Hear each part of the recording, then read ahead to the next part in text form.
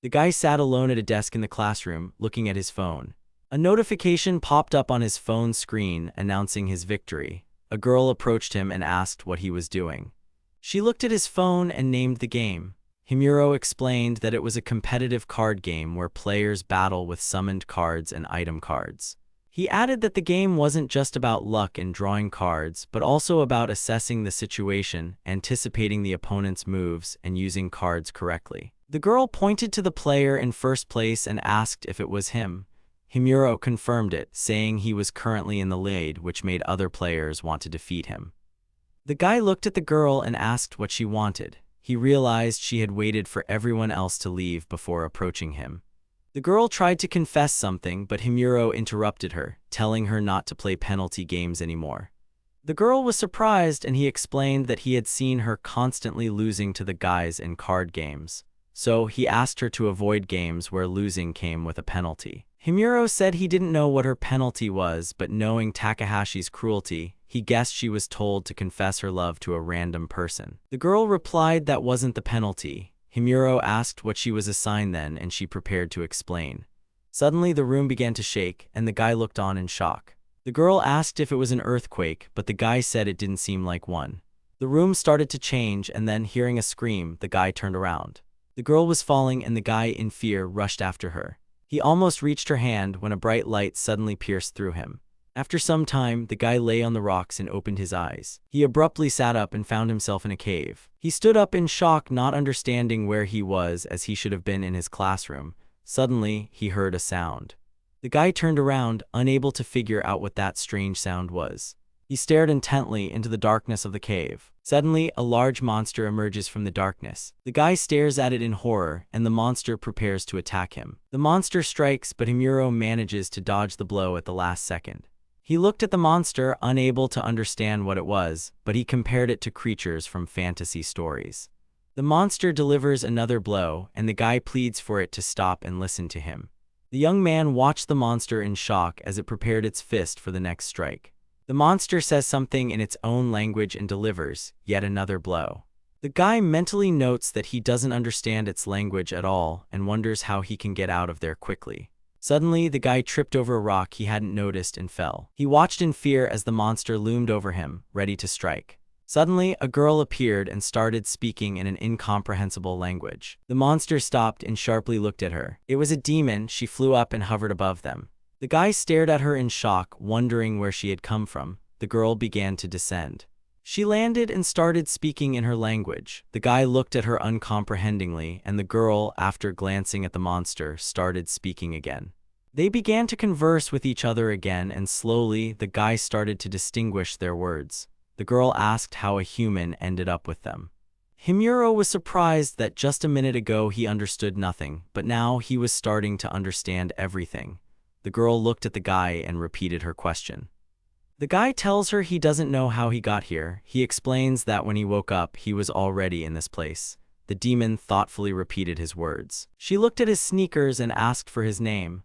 The guy introduced himself, and the girl remarked that he had strange clothes and a strange name. She suggested he was from another world, and the guy, surprised, asked her to repeat that. She explains that sometimes creatures from other worlds arrive, knowing nothing about this one. The girl says that if he's from another world, he won't survive on his own, and they need to report him to Lord Zard. She mentions that Zard was her master and the lord of 1,000,000 monsters. She then tells him that she will take him to Zard now. The demon informs him that if he proves useful, the Lord won't kill him, but if he's useless, he should be prepared to die. The guy looked at the girl in horror, but she continued, saying that if he didn't want to go with them, he could, of course, refuse and try to leave. She looked at him and asked what he would do, as a huge crowd of angry monsters stood behind her. Some time later, the guy, with his hands bound, followed the girl. They descended a staircase and stopped before large doors. The girl addressed the Lord, telling him she had brought him a guy from another world. The guy stared at the very corpulent monster, who in turn stared intently back at him. The Lord asked for clarification. He turned to his advisor, Tross, and asked for his opinion. Tross, after looking at the guy through a crystal ball, declared him to be mere trash. He stated that the guy's mental abilities were normal, but his physical and magical abilities were non-existent. The Lord remarked that he didn't even have magical powers, even though he had heard that people from other worlds sometimes possessed powerful magical items. The monster then ordered the guy to be killed. He added that even if the guy was useless, he could still be used as food, and ordered him to be given to those who preferred human flesh. The guy, not quite believing it, asked if they were going to eat him, and the monster confirmed it, saying that humans also ate cows and pigs. He explained that he wasn't blaming them for it, as they ate those weaker than themselves, and now that applied to him too. He told the guy he would be eaten because he was weak, but then the monster added that the guy was lucky today. The Lord announced that their meal for today was over, and therefore he would be eaten tomorrow evening. The guy was then locked in a cage. Sitting in the cage, Himuro recalled everything that had happened. He remembered being in his classroom before ending up here. He remembers Nanahara and anxiously wonders what happened to her. He questions if she also ended up in this world, and if so, he needs to find and save her. Suddenly, he winces from the pain in his shoulder, a wound he got from a monster. He says he's not in a position to think about anyone else right now because he'll be killed tomorrow or possibly even sooner. He states that he has to escape from prison somehow and starts thinking about what he could do. He looks at his hand and says that if this were a game world, he would be able to deal with all of this and choose some kind of card. The guy reaches out his hand and suddenly a deck appears. Many cards surrounded him right in the air, and the guy looked at them in bewilderment. He asked himself what the hell that was. The guy looks at the cards and names the game, then he reaches for one of the cards. He asks himself if he's hallucinating, and taking a card in his hand, he sees that it's a recovery card.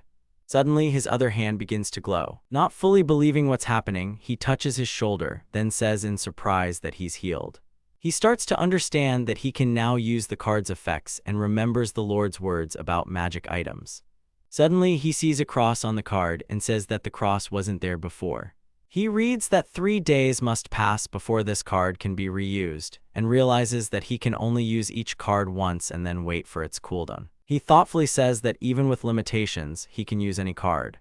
And this meant that Himuro now had a chance to escape this dungeon and survive.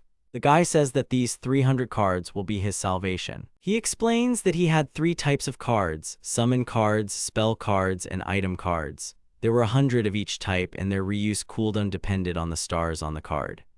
He says that first, he needs to escape from prison, and since there are many monsters outside, he'll need a weapon. Himuro realizes that he won't be able to defend himself with just his weapon, and he considers using a summon card to boost his combat power. He picks one card. Suddenly, something starts to happen, and the guy watches in shock. A maid appears with black hair and heterochromatic eyes. The young man stares at her in disbelief, unable to process that he actually summoned her. The girl takes the edge of her dress and curtsies. She introduces herself by name and, addressing the young man by his last name, says she has come at his call. A data screen for the girl appears before him. The guy is surprised, noting that she knows his name. Mia says that of course she knew about him, as he was her master. The young man decides to get some information from her. He asks her if she understands that she is a card, and the girl confirms that she does. He then asks his next question, inquiring if she knows who Zard is, and the girl replies that she doesn't know anyone by that name. The young man muses that this world isn't connected to the game, and he turns to her to ask another question. He tells her that this world is dangerous and she might die, but the girl tells him she won't die. The young man asks her to repeat that, surprised. The girl explains that if she is fatally wounded, she will simply turn back into a card. The same applies to all other cards. Himuro thinks to himself that in that case he could expand his range of strategies and tactics. Suddenly, someone approaches them.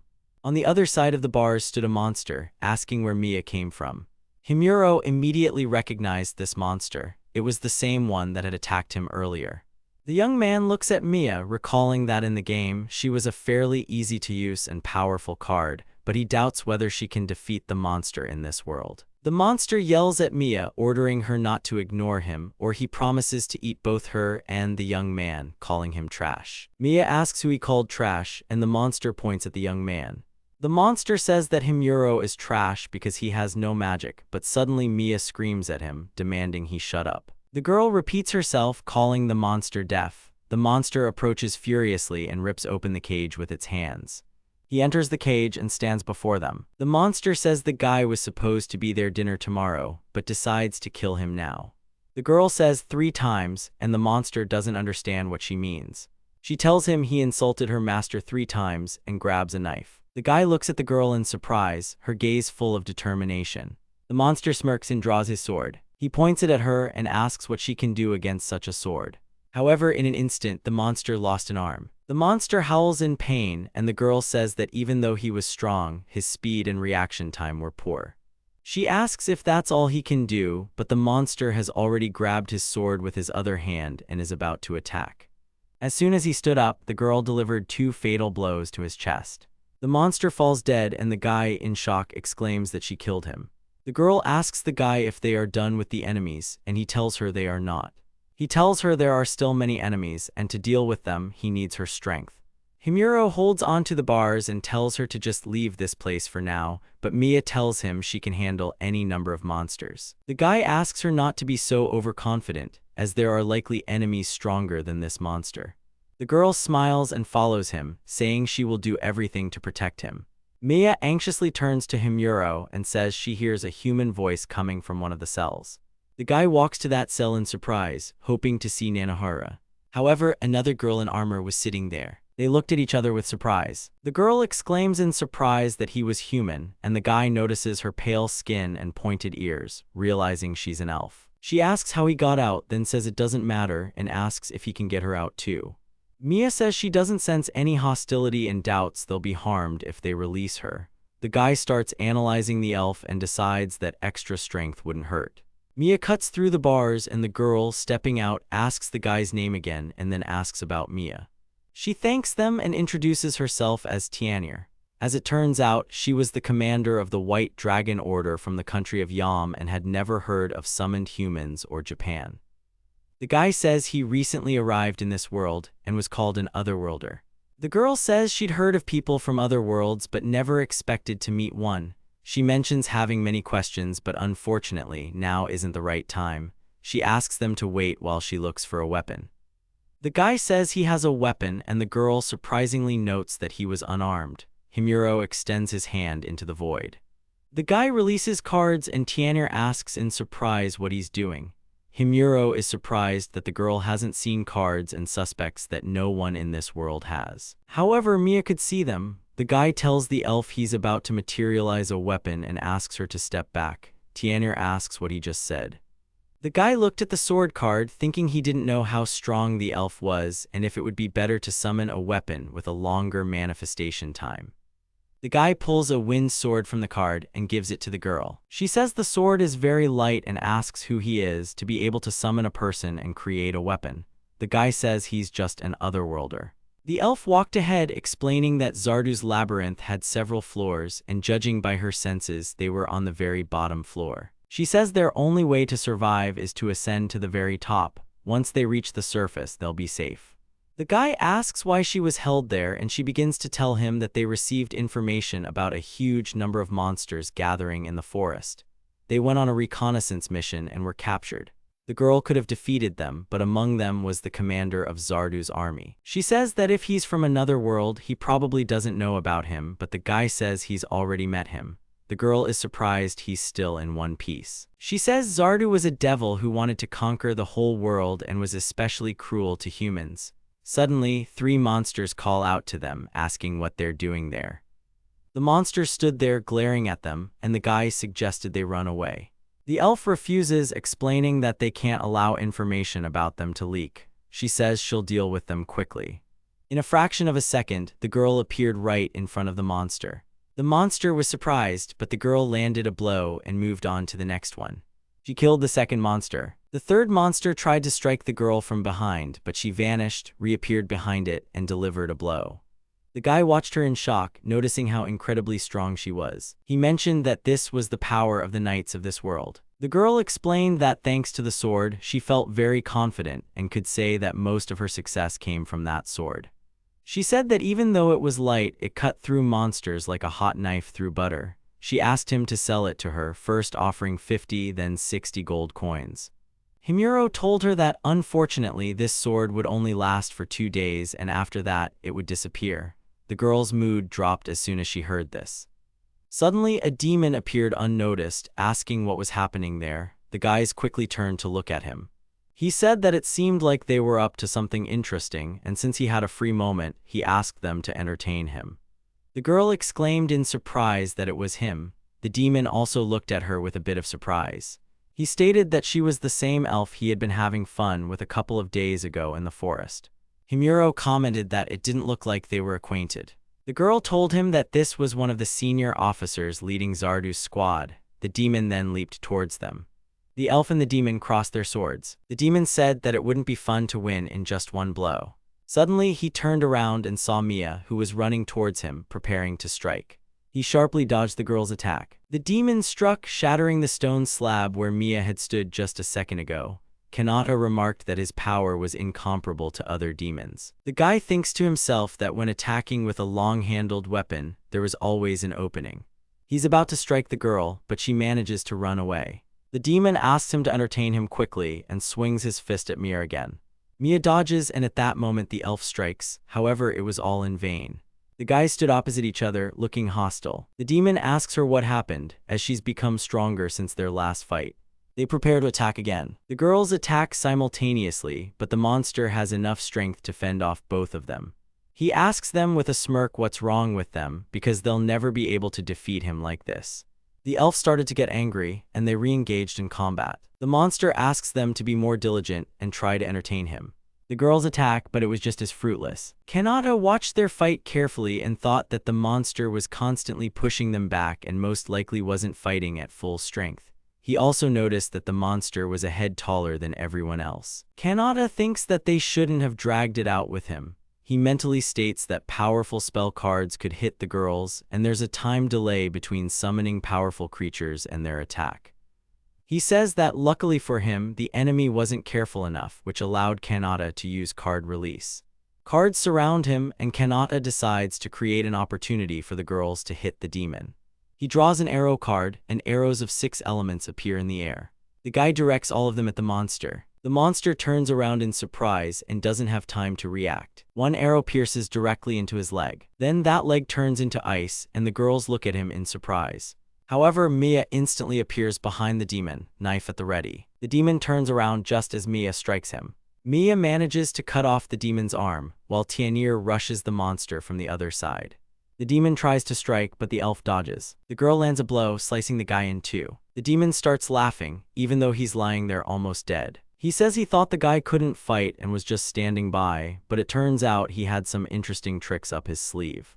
He asks if they're going to run away, then says he'll tell them something for entertaining him. He reveals that at the end of the road, they'll find an iron door and behind it, a staircase leading up, which they can use to exit. However, he warns that a barrier created by Lord Zardu will be waiting for them along the way. Apparently, it's a powerful barrier that no one has ever managed to overcome. He says their only way to survive is through this barrier, and while it might all be in vain, it's worth trying. The monster dies, and the elf says that if it's true, they won't be able to escape.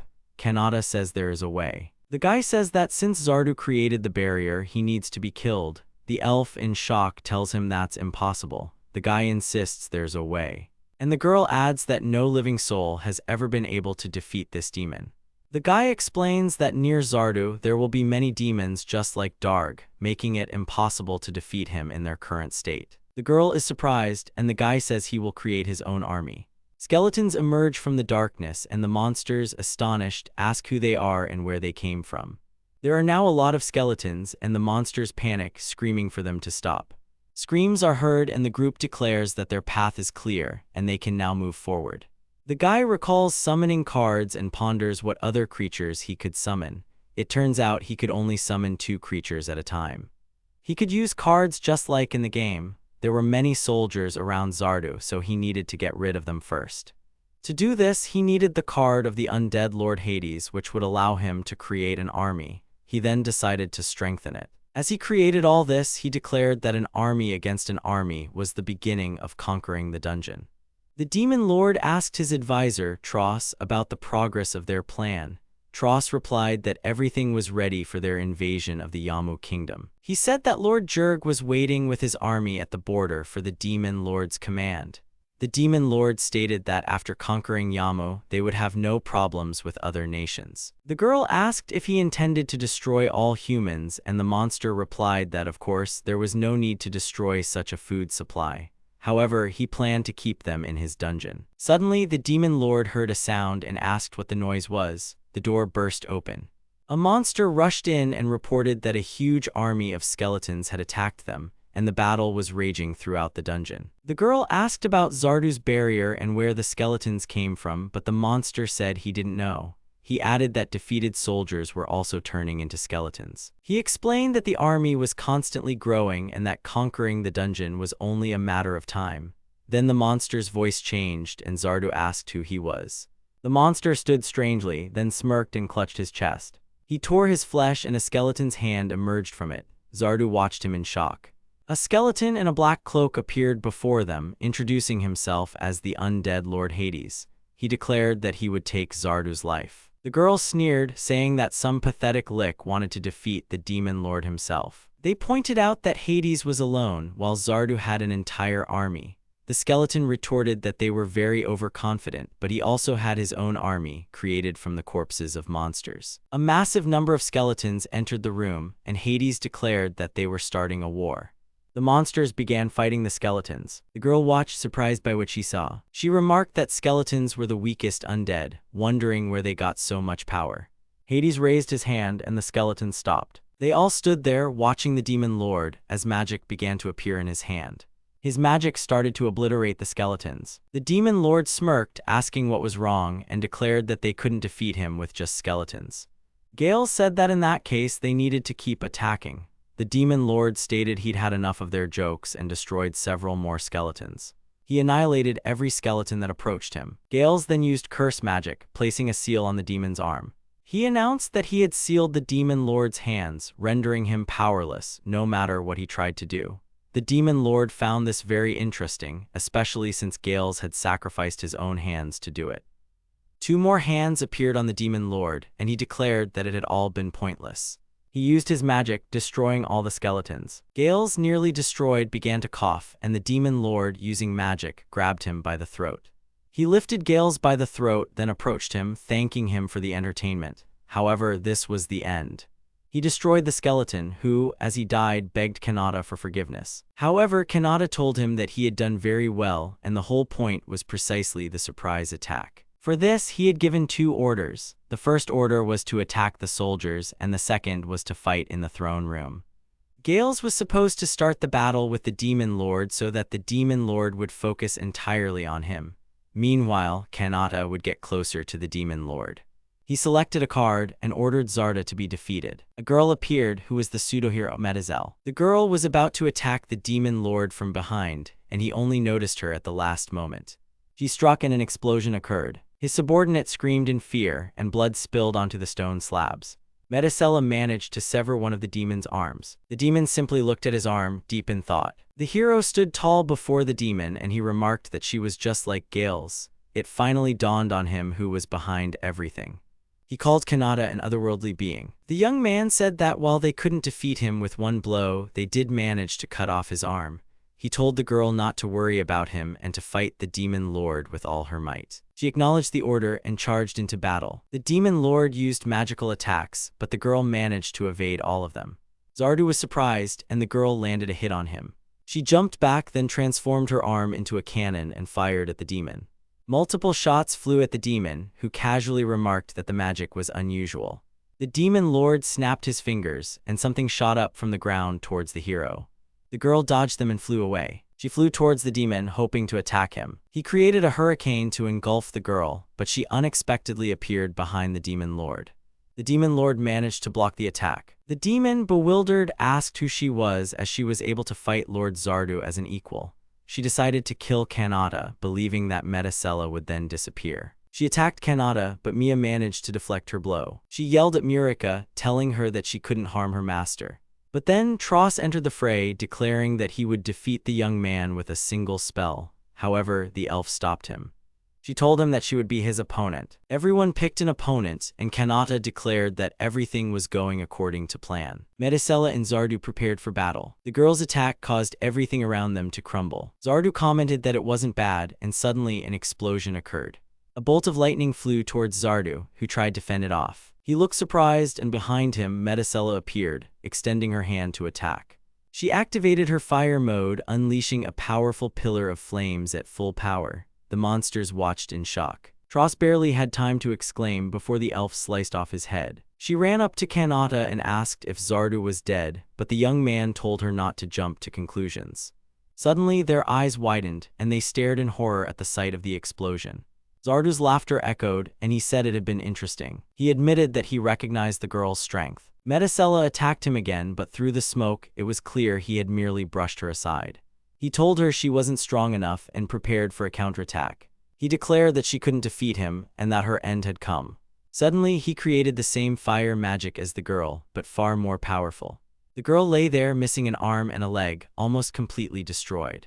The demon stated that he had intended to completely obliterate her, yet she had withstood the blow. The girl lay motionless. The demon turned to the others and announced that it was their turn.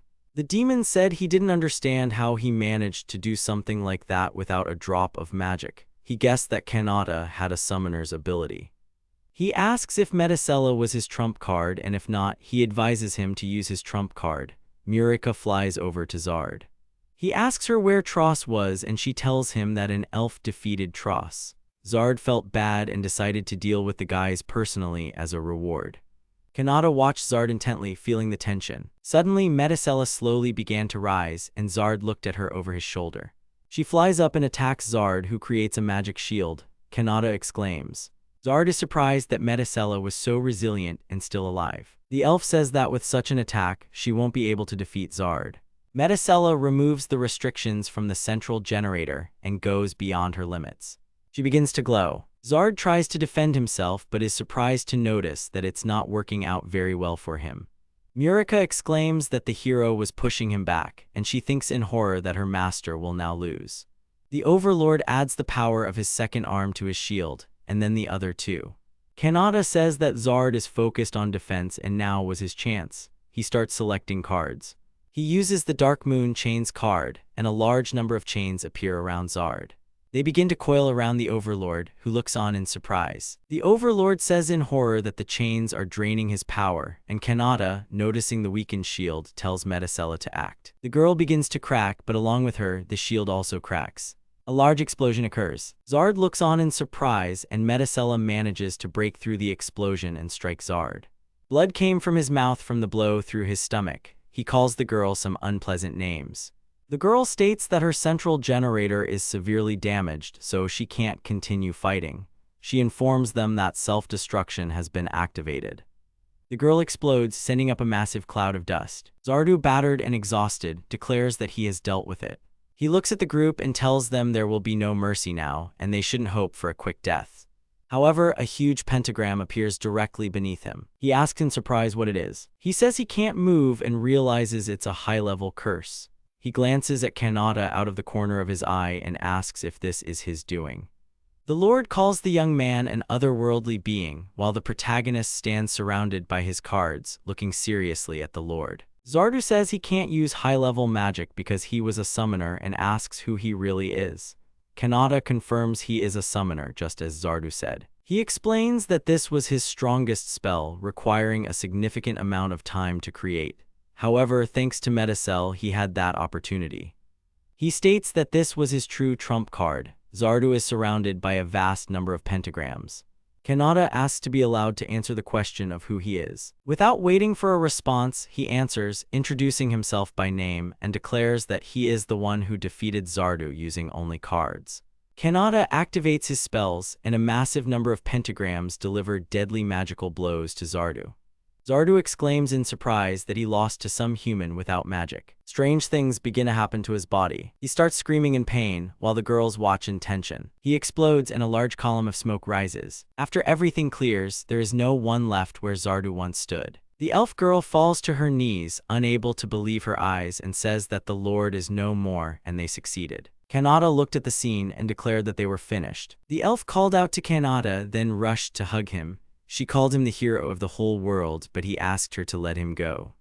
He asked Mia what happened to the girl who was on Zardu's side. Mia said she searched everywhere but couldn't find her, suggesting she might have also exploded. However, the young man had strong doubts about that.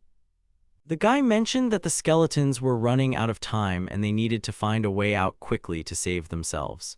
He remembered the path Darg had suggested but doubted it was safe. The elf said they could easily bypass everyone. Kanata asked them not to rely on his strength, as his last, most powerful spell had consequences, limiting his power for 2 days. The skeletons continued fighting the monsters they encountered, while the group searched for a way out. The elf asked the young man where he wanted to go after they got out. The guy admitted he hadn't thought about it yet, and the girl suggested he go with her to the kingdom's capital. He asked if he was allowed there, and she said of course he could go. He asked her permission to go with her, and the girl was only too happy about it. Suddenly, she stopped in surprise. Ahead of them was the exit from the dungeon, and after leaving, the group stood at the entrance. Kanata looked around in astonishment. The elf exclaimed in surprise that it was the Galea forest. She suggested they move further away from the dungeon, as it was still very dangerous. She explained that this forest used to be prosperous until Zardu arrived and all the people abandoned it. Kanata asked how long it would take to get out of the forest, and the elf replied that the journey would take 7 days. She suggested they get out of the forest as quickly as possible, and then they could get a horse from a village. Suddenly, Mia stopped in fear, watching as her hand began to disappear. She called out to Kanata. She said that this was her limits. Kanata began to thank the girl for everything she had done, and Mia replied that she was happy to help. As she vanished, the girl curtsied and bid farewell to Kanata, saying she would await his summons. The girl completely disappeared. The young man summoned his cards and saw that he still couldn't use them. He told Tianir that once his powers returned, they could quickly reach the capital. The girl asked in surprise if that was true. He told her he wasn't 100% sure and it might not work out. The girl suggested they just walk to the capital for now. The group continued walking. They took breaks, then kept going. The girl was already starting to breathe heavily. The young man noticed this and thought to himself that it was no wonder the girl was tired, as she had been captured before him and spent a lot of energy fighting. She pointed to a large mountain and said that this mountain was the center of the forest, and if they went around it, they would arrive at the capital. The guy realized it was a long journey and suddenly noticed Tianir starting to fall. He gently laid the unconscious girl on the ground, understanding that a short break wouldn't be enough. He stated that they wouldn't be able to reach their destination in this condition and decided to try using the cards as he calculated enough time had passed. He summoned the cards and they all appeared before him without any crosses. Joyfully, he declared that he could now help and decided to use one of the cards. As it turned out, the guy had summoned a crystal dragon. The guy stared at the dragon in shock, and the dragon spoke to him, greeting him and asking which enemy it needed to destroy for him. Kanata awkwardly asked the dragon to take him to a specific location, which surprised the dragon. The guy asked if that wasn't allowed, and the dragon replied that it had no objections. The dragon took flight with Kanata and the elf girl on its back. Kanata couldn't believe they were actually flying. He asked the dragon to fly over the mountain, and the dragon accepted his command. Kanata was flying in the dragon's claw when he saw various houses and buildings. He explained that this was the capital of the Yamu kingdom, called Vestria.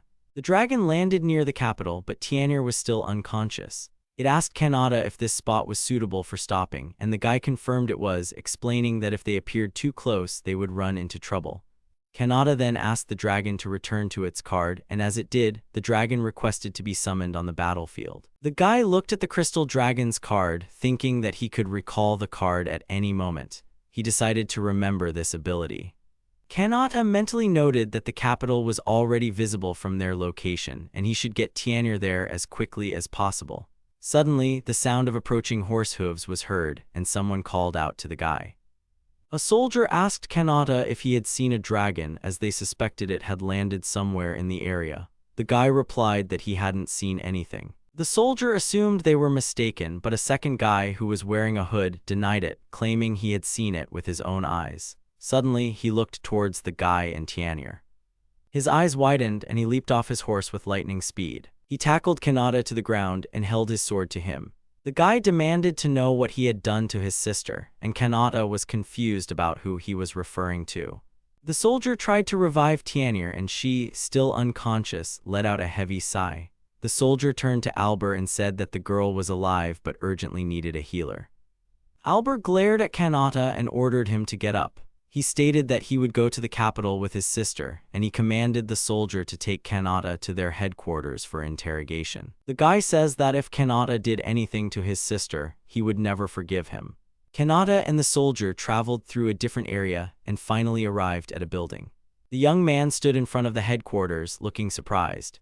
A little later, an interrogation takes place, and the soldier asks him for the umpteenth time if it's true that he rescued their leader from captivity and that they reached this place together. The guy sat surrounded by a crowd of soldiers and simply answered yes. He felt the pressure, and the soldier started to ask something again when he suddenly heard them talking about Tian'er's safety. It was Albert. He entered and explained that the girl had no serious injuries and should wake up in a few days. He asked the soldier if he had learned anything, and the soldier told him about the captivity and that Kanata was from another world. Albert exclaimed in surprise and grabbed the young man by his shirt, telling him not to joke like that, as his sister wasn't so easy to capture. He said that ordinary monsters couldn't handle Tian'er unless it was Zardu. Kanata replied that it was indeed Zardu whom he had killed and that he had rescued Tian'er from captivity. The soldiers started laughing at him, and Albert asked what he meant by killed Zardu. The soldier, still laughing, asked them to release him. They called him a common liar who had no connection to their sister. Albert speculated that he had found his sister and intended to rob her. Kanata was leaving when Albert stopped him. He tossed him a coin and said that it should be enough for one meal. He sarcastically remarked that he had, after all, helped his sister, and asked him not to think that Albert of the Lifton household didn't pay his debts. The young man picked up the coin and said that money was money. The capital city appeared before the young man, with many people walking its streets. He enthusiastically noted its liveliness. His stomach rumbled, and he remembered that he hadn't eaten in a long time. He said that 1 silver coin could buy food, and any food would do. He looked at a particular establishment and the people coming out of it. Kanata realized that it was a tavern and most likely there should be food there. He took a step towards the tavern. However, someone called out to him and asked him to stop. The young man turned around towards the voice. A girl resembling a cat stood there. She told him he couldn't go in there. Kanata approached and asked who she was, and the girl introduced herself as Misha.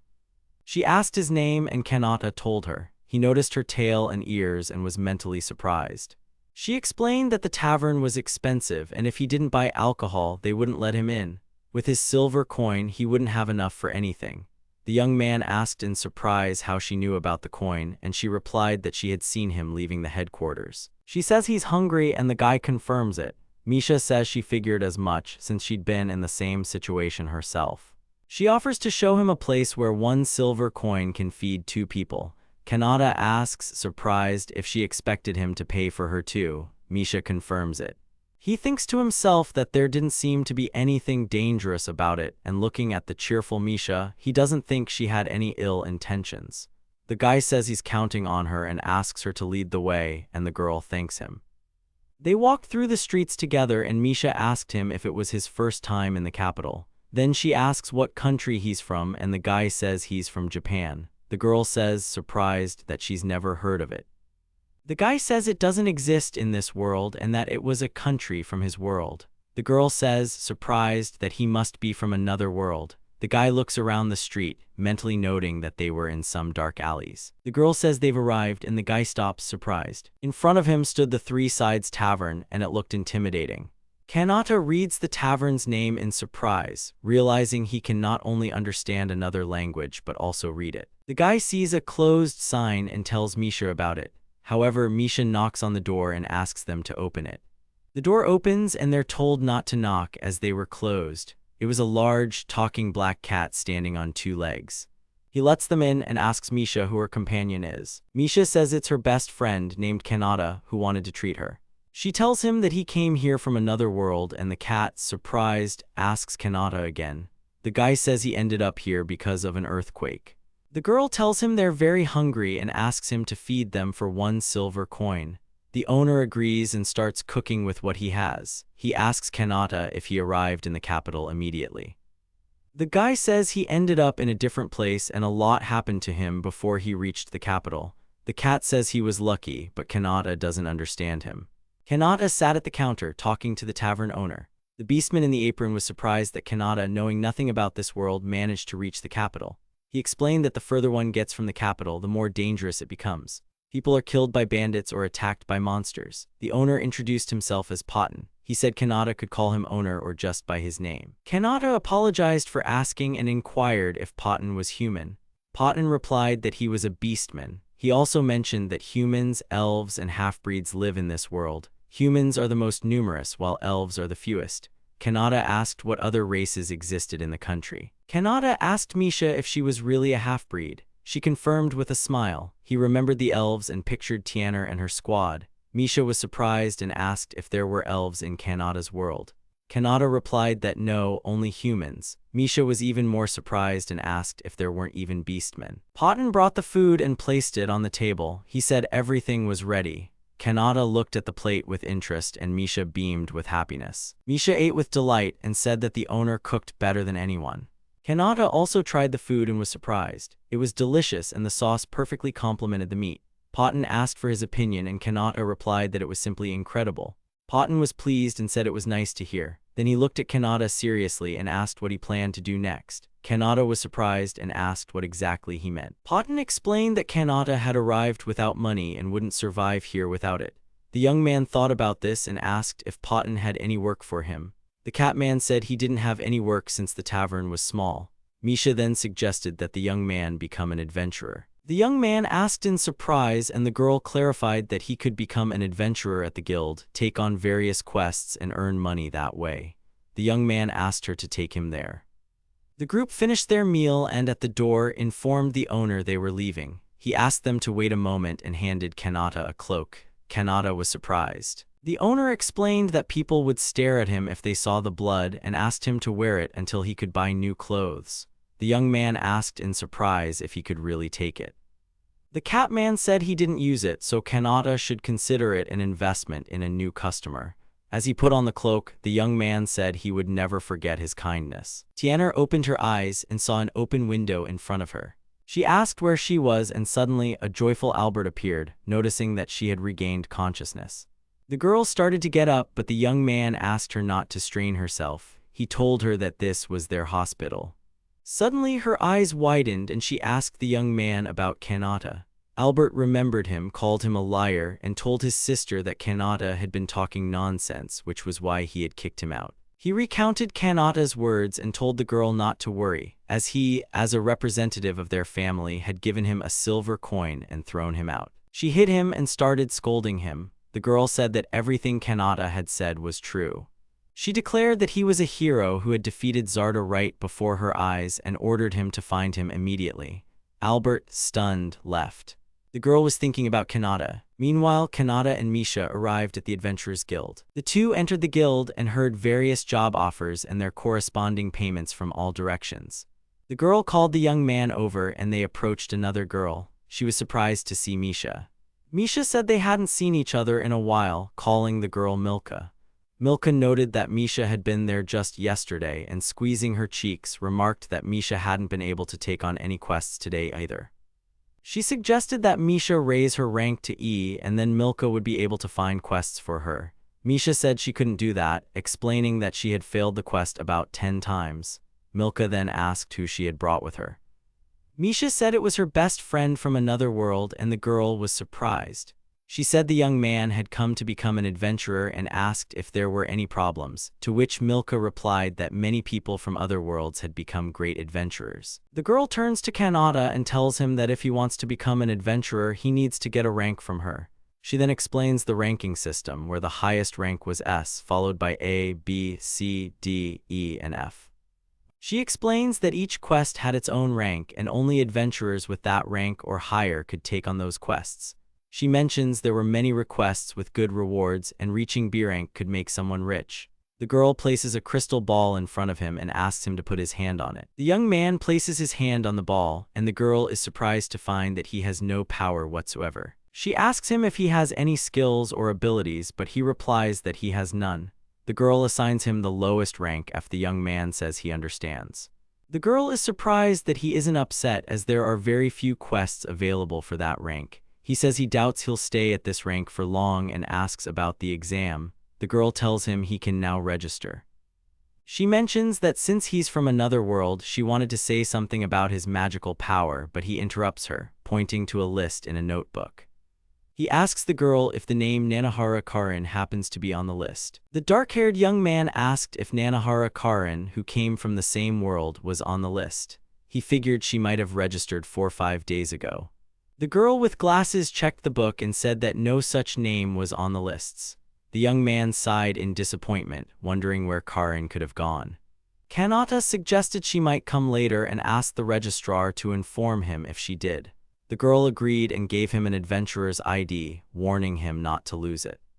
The registrar explained the rank colors: F is brown, E is light brown, D is green, C is blue, B is silver, A is gold, and S is white. With that, Kanata's registration was complete. Kanata attached the brown ID to his belt and became an adventurer. Since there were no quests available, the cat girl suggested they go to the Galea forest to catch a bird or gather herbs to sell.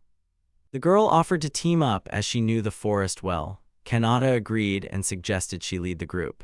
Meanwhile, at the White Dragon Knight's headquarters, a young man reported that Tianer had regained consciousness. Her mental state was stable, but she was saying strange things. Tianer claimed that Zard was dead. Hearing this, the man was so stunned that he froze in place. He ordered scouts to be sent to the Galea forest immediately and decided to speak with Tianer personally. At the same time, the cat girl in the forest was celebrating their successful hunt. The girl put their catch into her bag and suggested they go deeper, as there were hardly any monsters or good herbs left nearby. Kanata decided to get his weapon and activated the card selection. Kanata summoned an item card and a moonblade appeared in his hand. The girl was surprised, thinking he had a storage skill. She explained that storage was a rare skill for keeping items. Kanata said his ability was different, but at that moment he noticed a strange creature among the trees. Before them stood a huge orc with a wooden club. One of its eyes was closed and blood was flowing from the wound. The cat girl Misha cried out in fear, and Kanata immediately hid her behind his back. He realized the orc was a powerful monster that shouldn't be there. The orc glares angrily in their direction, calling them enemies, then lunges sharply towards them. It immediately attacks Kanata. Misha calls out to him in fear, but Kanata replies that everything is fine. Although he has a blade, attacking this orc head-on is dangerous. He thinks he needs to use a summon card. However, the orc is faster, and Kanata realizes he doesn't have time to summon a card. The orc swings at the young man, who continues to stare at him stubbornly. However, the orc doesn't manage to attack Kanata, as someone's knife suddenly pierces its bandaged wrist. The orc roars in pain. The young man's eyes widen in surprise, and he hears footsteps behind him. A group of adventurers emerged from the trees: a girl, a dark-haired young man, and a beastman. Kanata was surprised by their appearance, and the girl immediately threw knives at an orc. The knives wounded the orc's arm and shoulder. While the monster was distracted, the young man struck it in the back with his sword, and the beastman blocked its counterattack with a bat. The girl threw a knife into the orc's forehead, and it collapsed to the ground. Kanata watched the team's coordinated work with surprise. Kanata noticed the patches on their belts and realized they were D-rank adventurers. The girl stated that the orc was their target and warned him not to claim the loot. Kanata honestly replied that he wasn't going to, as he and Misha wouldn't have been able to defeat such a monster anyway. Suddenly, she widened her eyes in surprise and asked if they were F-rank. With that rank, they definitely wouldn't have been able to defeat this orc. Were they really rookies? Kanata confirmed her words, explaining that he had only become an adventurer today, having just arrived in this world and still not knowing much about monsters.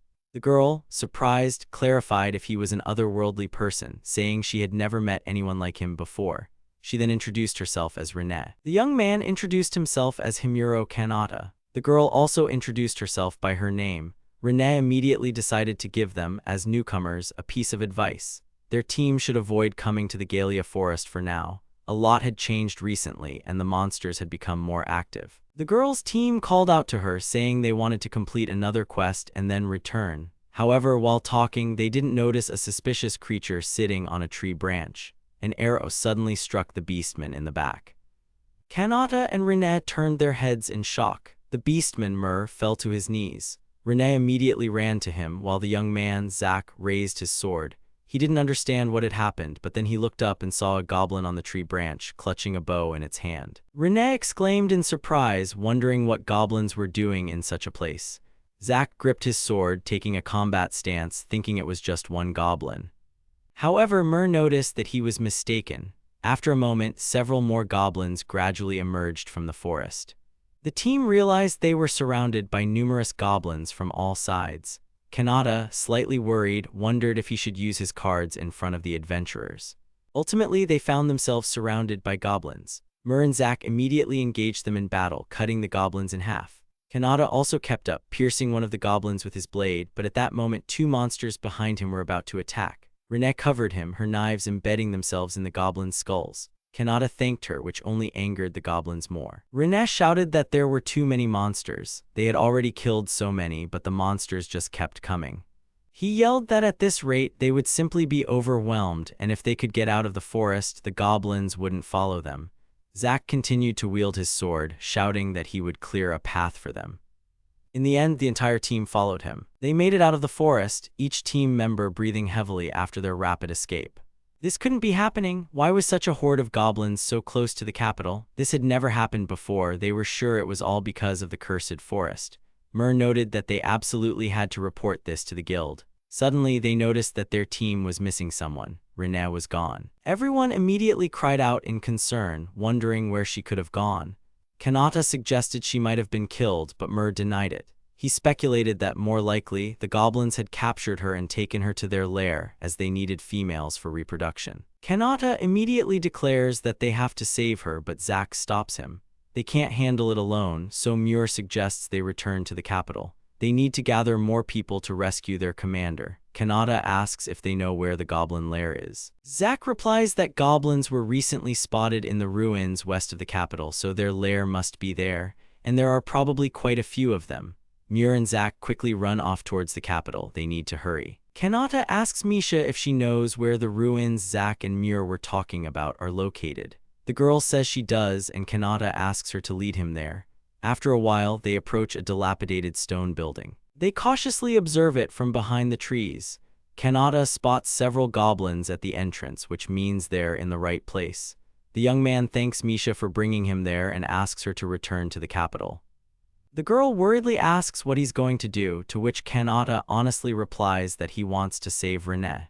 Misha then declares that she's going with him too, since she's the leader of their team. Kanata gently pats her head, reminding the girl that she needs to take the collected items to the capital. He tells her not to worry, assuring her that he isn't going to die. Besides, it doesn't matter how many goblins are there, as they are much weaker than Zard. As Misha runs back, Kanata starts choosing the card he needs. He selects one of the cards floating around him and summons Alice, the innocent killer. She's a dark-haired girl in a school uniform, clutching a small blade. This is a 3-star silver card. Her attack is 2,000, defense is 400, health is 800, and magic is 0. Her ability is Mastery of Knives and Martial Arts with a cooldown of 7 days. Her motto is, killing people is bad, why it's fun. After appearing, the girl swings towards Kanata, holding the dagger close to his neck. Then with a smile, she thanks him, happy that he finally summoned her. She asks Kanata if he knew she would stop the knife. He replies that, of course, he knew. The young man grabs her hand, explaining that if he dies, she will also disappear and then she won't be able to kill anymore. Besides, Kanata didn't sense any desire to kill from her. Alice smiles sweetly and puts the knife away. She hopes he'll let her enjoy killing to her heart's content. With a smile, she asks who she needs to kill. Kanata points to the ruins and tells her that there's someone he wants to save inside, but there are a lot of goblins there. Alice's task will be to distract all the goblins while he rescues the hostage. The girl immediately asks with curiosity if she can kill all of them. Kanata corrects her, saying she can only kill the goblins. Alice giggles, indicating she understands. The goblins continue to crowd near the entrance. Suddenly, one of the monsters hears something and turns around just as Alice's foot connects with its head. Then, she pulls out her dagger and, with a smile, begins to slaughter the goblins. She mercilessly slices through every goblin that stands in her way with her dagger. She knees one of them in the nose before plunging her dagger into its neck. She pulls the blood-soaked dagger from the fallen goblin's body and stands up. With a maniacal smile, she mutters that it's not enough. It's far too little, she wants more, and so she addresses the monsters, asking if she can kill them all. Meanwhile, one of the goblins is guarding the door to the cell where Renée is being held. She tries to sit up, but her hands are tied behind her back. As Renée attempts to sit, she moves her leg and winces. It seems she's injured it. Suddenly, Renée hears strange sounds coming from beyond the door. A moment later, the door opens, revealing Kanata. The girl exclaims in surprise, asking what Kanata is doing there. The young man approaches her and carefully unties her hands. He's relieved she's unharmed.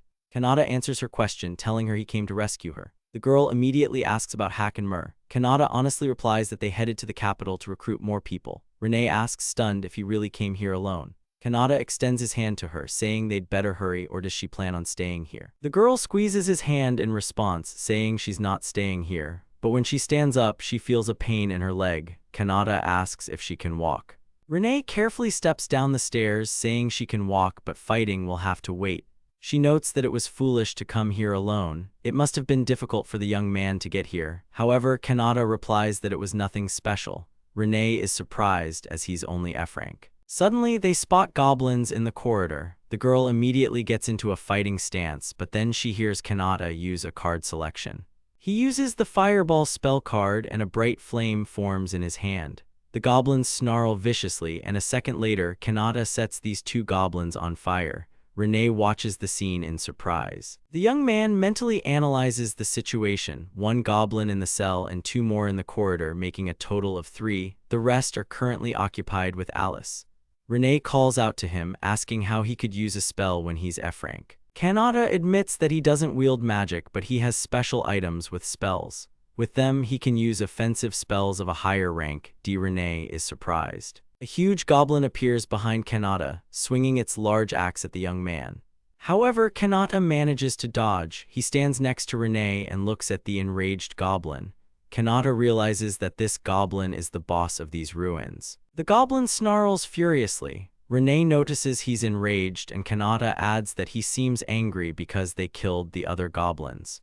Hearing his words, the goblin immediately attacks Kanata. Renée jumps aside, wincing slightly in pain. She spots a dagger nearby, lying next to a defeated goblin, grabs it, and throws it towards the boss goblin. However, with a single swing of its axe, the goblin cuts the blade Renée threw in half. Noticing the monster was distracted, Kanata realizes this is his chance. He begins to summon a card. However, the young man doesn't finish speaking as a rock flies towards his face. At the last moment, he manages to dodge. Kanata turns his head back and is stunned to see a large hole in the wall. The goblin smirks, juggling a few pebbles in its hand.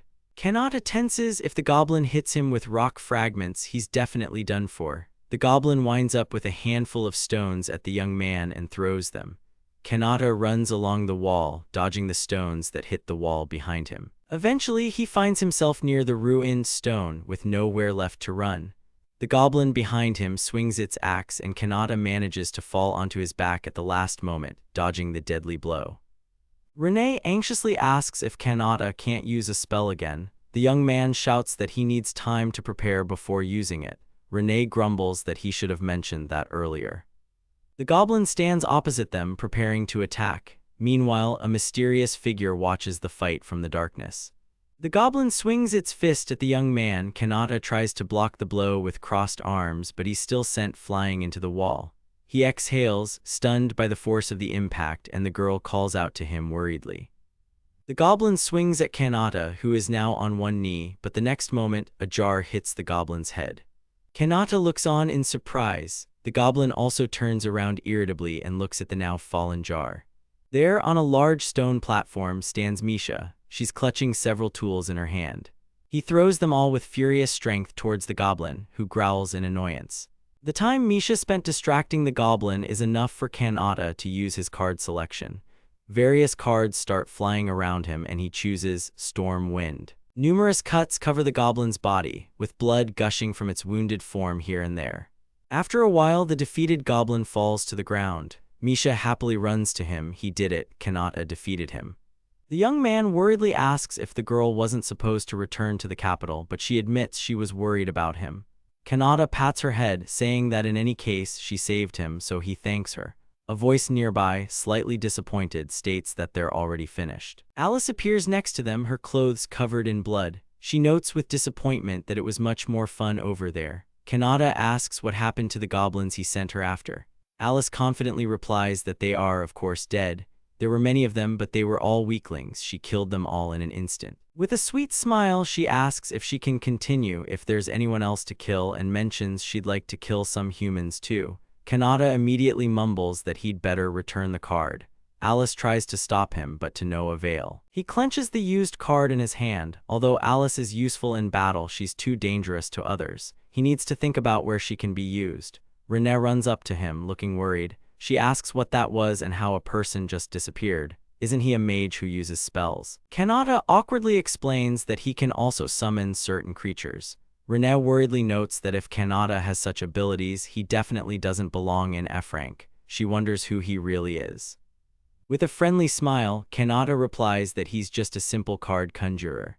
A group of people has already gathered near the entrance to the ruins. A man gives instructions. Ak and Leon will provide support, Mark will guard the entrance, and they will return as soon as they rescue Renee. Just as they are about to move forward, they notice Kanata, who is supporting a slightly limping Renee by the shoulder. The girl waves to them with a smile. Meanwhile, in a house, a blonde young man is actively exercising. He's doing one-handed push-ups. Breathing heavily, he asks how the investigation is going. The dark-haired young man reports that so far no evidence of Zardu's death has been found. Also, there are very few rumors circulating in the city.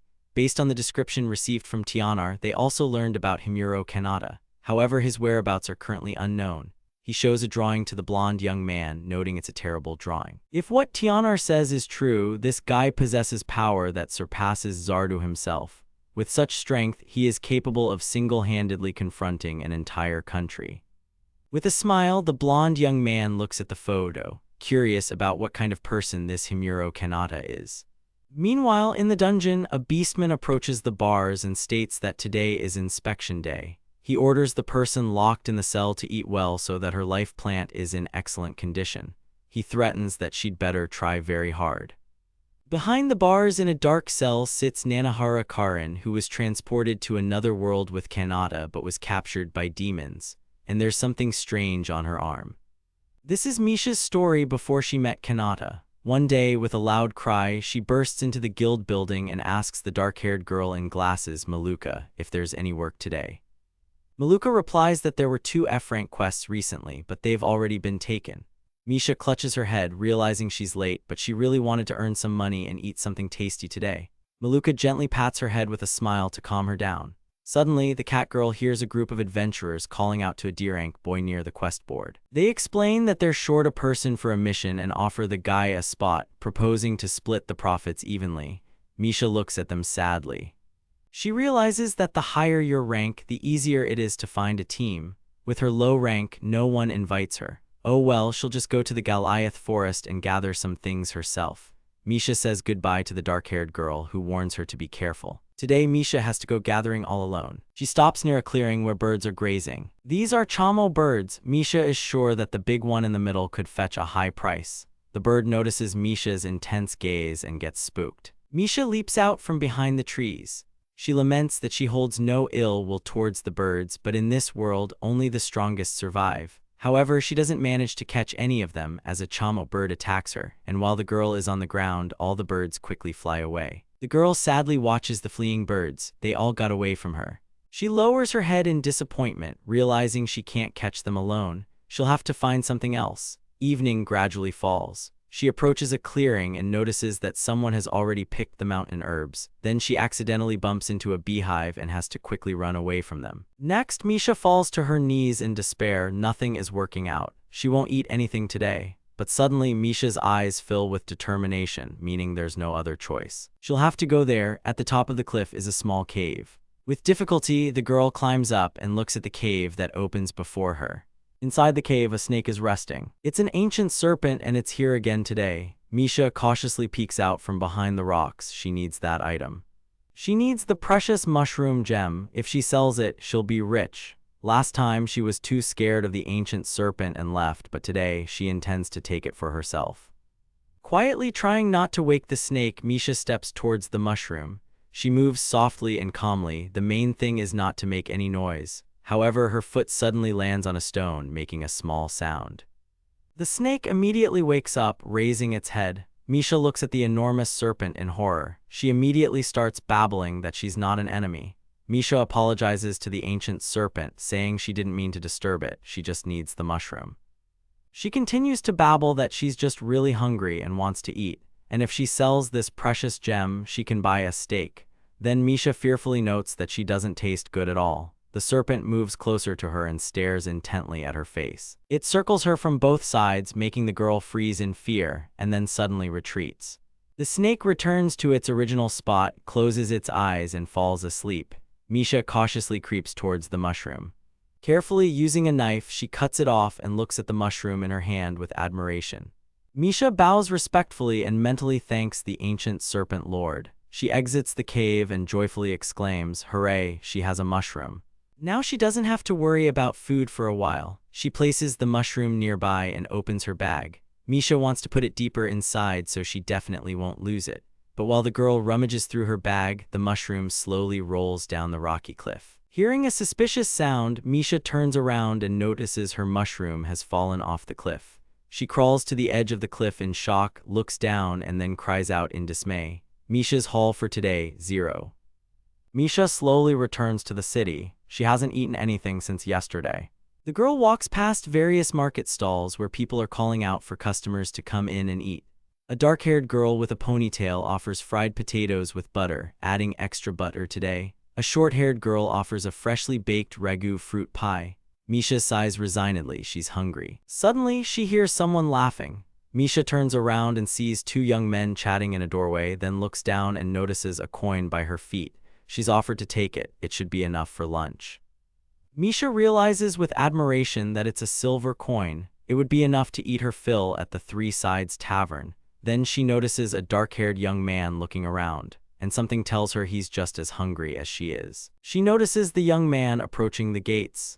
Misha anxiously calls out to him, shouting that he can't go into that establishment.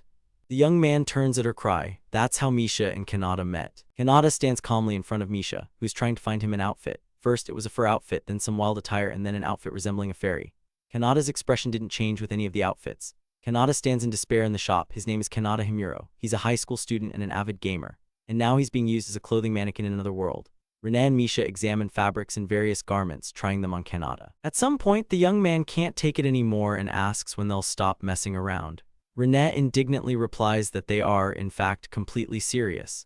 Someday, Kanata will rise to rank B and even higher, and his clothes must match. The young man closes his eyes in despair, hoping it won't be anything too flashy. He tries on one item, then another outfit. Suddenly, Renee and Misha come to some mutual understanding, and it seems to them that the option Kanata just tried on is quite good. The young man is wearing light pants, a light shirt, a black vest, and a small pouch at his side. Renee asks if he's comfortable. Kanata tries to move and replies that he is. It's quite easy to move around. The seller offers them a deal. If they turn in the otherworlder's clothes, he'll sell all of this for 4 silver coins. Renee immediately agrees without hesitation. Kanata thanks the girl as she paid for both his lodging and his clothes. Renee smiles, saying it's her thanks to him for saving her from the goblins. Besides, it benefits her to make him her debtor. Renee waves goodbye to them. She still has things to do today, so she leaves. Kanata asks Misha what she'll do now. The girl replies that she's going to rest at the Three Sides Tavern, and she asks Kanata what he'll do.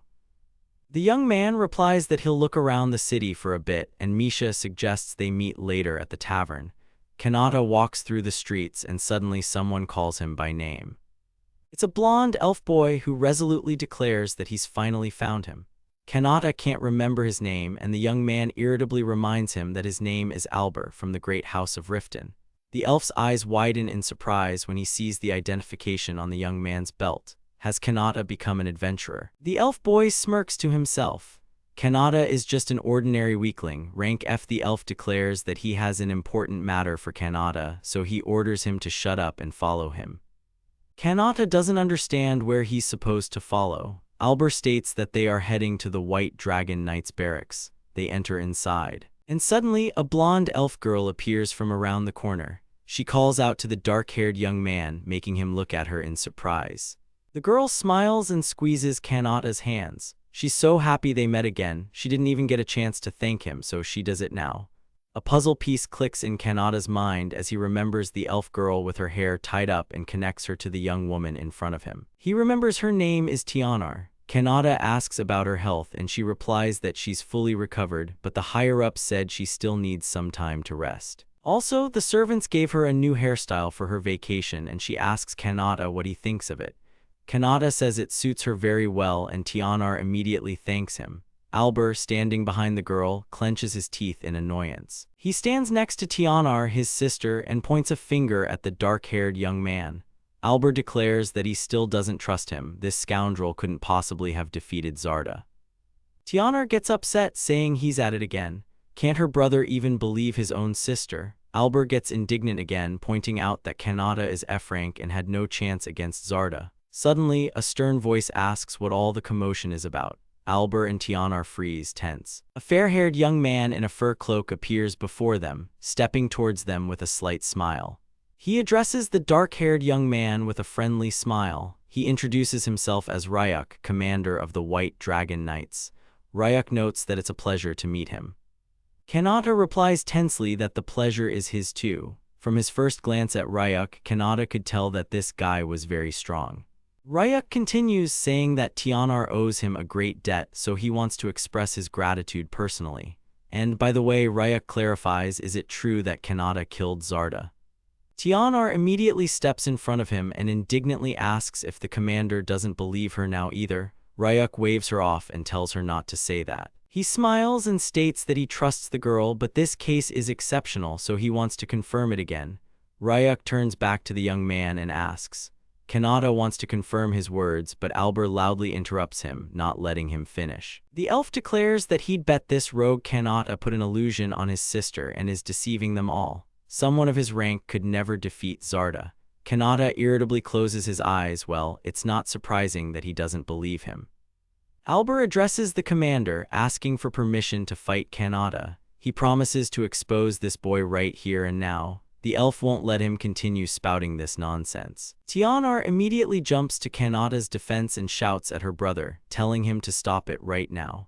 However, Ryuk stops her and turns to Kanata, immediately reassuring him that they have a healer, so they'll treat him if anything happens. Kanata agrees without hesitation. Tianar apologizes to him, saying it's all because of her good-for-nothing younger brother. Kanata asks about her brother's strength. The girl replies that Albert is weaker than her, but he's decent with a sword. However, he has an impulsive personality which sometimes negatively affects his style. Ryuk hands Kanata a weapon. They use these swords for training. The blade is coated with resin, so the worst that could happen to the young man is a fracture. As for the victory conditions, Kanata honestly admits that he's not used to fighting with swords, so he asks for the victory condition to be landing the first blow, not defeating the opponent. Ryuk agrees and promises to convey his wish to Albert. Albert removes his protective gear and tells the young man to hurry up. Kanata apologizes, saying his shoelace came undone. The elf grumbles, calling him clumsy. Many knights gathered to watch the duel. Kanata and Albert stand opposite each other. One of the knights asks if they are ready. Ryuk recalls that if Tianar's report is to be believed, Kanata is monstrously strong and now they'll see for themselves. Tianar looks at Kanata with concern. The dark-haired young man announces the start of the duel. Kanata doesn't have time to react before Albert charges. He blocks Albert's sword strike with his own, then dodges another attack by leaping aside. Albert asks, annoyed, what's wrong? Can Kanata only run away? He swings his sword again, trying to hit Kanata in the stomach. Albert rudely comments on Kanata's movements, saying he's too slow. With his next strike, Albert disarms the dark-haired young man. Ryuk and Tianar watch in surprise. Raising his sword above his head, Albert declares decisively that this is the end. Suddenly, Kanata appears behind Albert. It happened incredibly fast. Then Kanata calmly strikes the elf in the back. With a smile, he declares that victory is his. Kanata recalls what happened before the duel. This fight with Albert, frankly, wasn't going to be useful for him. If he won, he might be seen as a threat, so it would probably be better to lose and not use his full power. However, he had to win, he couldn't afford to lose. And at that moment, as he was tying his shoelace, Kanata decided to use his card selection skill. He chose one of the cards and hid it in his ID. Then, during the duel, when Albert told him he was moving too slowly, Kanata decided to use it. His goal was to win the duel without revealing his true abilities. To do this, he needed to create a blind spot and quickly activate the card within it. He chose a 3-star silver item card, Mechanical Blade. The Mechanical Blade increases the owner's speed and defense. Its duration is 2 days and its cooldown is 7 days. The abilities of his Mechanical Blade are simple. It can grant the owner a temporary speed buff. That's how Kanata instantly appeared behind Albert. Albert turns in disbelief when he realizes Kanata touched him. With a smile, the young man declares that he won. Everyone around them is stunned into silence. Albert didn't even understand what happened. Ryuk replies that Kanata won, fair and square. However, the elf disagrees, asking them to wait as it's not over yet, but Ryuk states that he lost. The commander had told them before the duel that whoever landed the first blow would win. And furthermore, he didn't specify that it had to be with a sword. Ryuk smirks, asking if the descendants of the great house Riffin don't keep their word. The elf grinds his teeth in irritation. Before leaving, Albert points at Kanata and tells him to remember this, not to think he won. The elf will never acknowledge his strength. Kanata sighs in disappointment, cursing that he still attracted unnecessary attention. Tiana approaches him, saying she knew he could win, and besides, she's sure her brother learned a lesson from this. Tiana and Kanata chat happily about something. Ryuk ponders he didn't feel any magic during the duel. Ryuk recalls the duel. Something happened before Kanata attacked Albert from behind. When his sword was knocked away, Kanata seemed to deliberately change his stance. Ryuk didn't have time to check before the match if he had any magical items, but he's sure Kanata has something hidden under his cloak, though Ryuk doesn't know what exactly. Ryuk praises the young man, saying he's good. Suddenly, one of the knights bursts into the room, calling for Commander Ryuk. He reports that the reconnaissance report from the Gallia forest has arrived, and Zardu's death has been confirmed. At the meeting, the men talk amongst themselves in hushed tones. How could Zardu die? Another tries to stop him, reminding him they shouldn't be talking about this. Do other countries know about Zardu's demise? The non-aggression pact with neighboring countries was based on his terrifying power. They cannot allow the treaty to be broken. The news of Zardu's death cannot yet be revealed to the public. It could cause unnecessary confusion. But will it eventually spread? Zardu was defeated by a low-ranking human. Is this some kind of joke? Even high-ranking individuals aren't capable of that, yet this news seems to be true. The man who defeated Zarda is named Kanata. Ryuk enters the room where the young man is waiting. He calls Kanata to follow him, and the commander apologizes for bringing him to the palace, but their king wants to personally speak with the one who defeated Zarda. Ryuk notes that if Kanata doesn't know how to behave during an audience with the king, he should just follow his lead and everything will be fine. Besides, as someone from another world, the king will forgive him anything. The young man frowns thoughtfully, wondering if everything really will be fine. They approach a door. Ryuk kneels on one knee and reports that he has brought the otherworlder, Himuro Kanata. Ryuk and Kanata enter the reception room, where the king is seated on his throne before them. The king immediately gets to the point, asking if he is indeed Himuro Kanata and adding that Commander Ryuk told him about him. The king heard that the young man defeated Zarda, and he wants to know how he managed to defeat such a monster. Kanata honestly replies that he did it with a spell, but it might be different from the spells in this world. The king asks him to demonstrate it right away, but Kanata responds that it's impossible at the moment, as he can't use it constantly. The king turns to his minister and asks for his opinion. Gilmer confidently replies that the young man is lying. His eye can see magic in others, and this boy has none. The king frowns, doubting the minister's words. The minister explains that it's not just that he doesn't have magic now, he never had any to begin with, so someone like him couldn't possibly have defeated Zarda. Commander Ryuk interjects into the conversation. Kanata turns to Ryuk in surprise. The minister sternly orders Ryuk to be silent, reminding him he wasn't permitted to speak. However, the king gives him permission, and Commander Ryuk drops to one knee. He explains that Kanata learned of Zarda's death before his reconnaissance group did. They have testimonies from his subordinates who defeated Zarda, so he doesn't believe they are lying. Minister Gilmer smirks, suggesting that Commander Ryuk believes he understands these outsiders more than he understands the internal affairs of this country. The minister continues to insist on his version of events, claiming that Kanata learned of Zarda's death by chance. As proof, he points to Kanata's badge, noting that the boy is registered as a low-ranking traveler. He argues that it's simply ridiculous to claim that someone like him defeated Zarda. Zarda had incredibly powerful bodyguards known as the Four Gods. Presumably, they simply rebelled against his tyranny and assisted these youngsters in the killing. That sounds most probable. Gilmer smirks, lamenting that if it weren't for him, Kanata would have already received his reward. The young man glares at him, annoyed. Minister Gilmer turns to the king and declares that this fraud should be punished. Kanata looks up at the king, stunned. The minister continues, stating that the young man isn't just lying. Under certain circumstances, this could cause harm and destruction to the entire country, and it cannot be tolerated. Unexpectedly, the king agrees with the minister's proposal and orders the man to be imprisoned. And so, Kanata finds himself locked in a prison cell. He never thought he'd end up in jail a second time. He examines the cell bars, noticing something carved into them. The young man assumes it's a counterspell, which he could probably use to escape, but then he'd become a fugitive. Kanata lies down on the stone floor, thinking how messed up it is that people are jailed when monsters roam the world. In the end, Kanata decides to just wait and see what happens. Meanwhile, a lamp softly changes in the prison corridors and silence reigns. Suddenly, Kanata hears a strange noise. He sits up and peers into the corridor. It's Tianar. She rushes to his cell and apologizes for how everything turned out. She tells him she'll let him out now. The girl unlocks the door and Kanata steps out of the dungeon.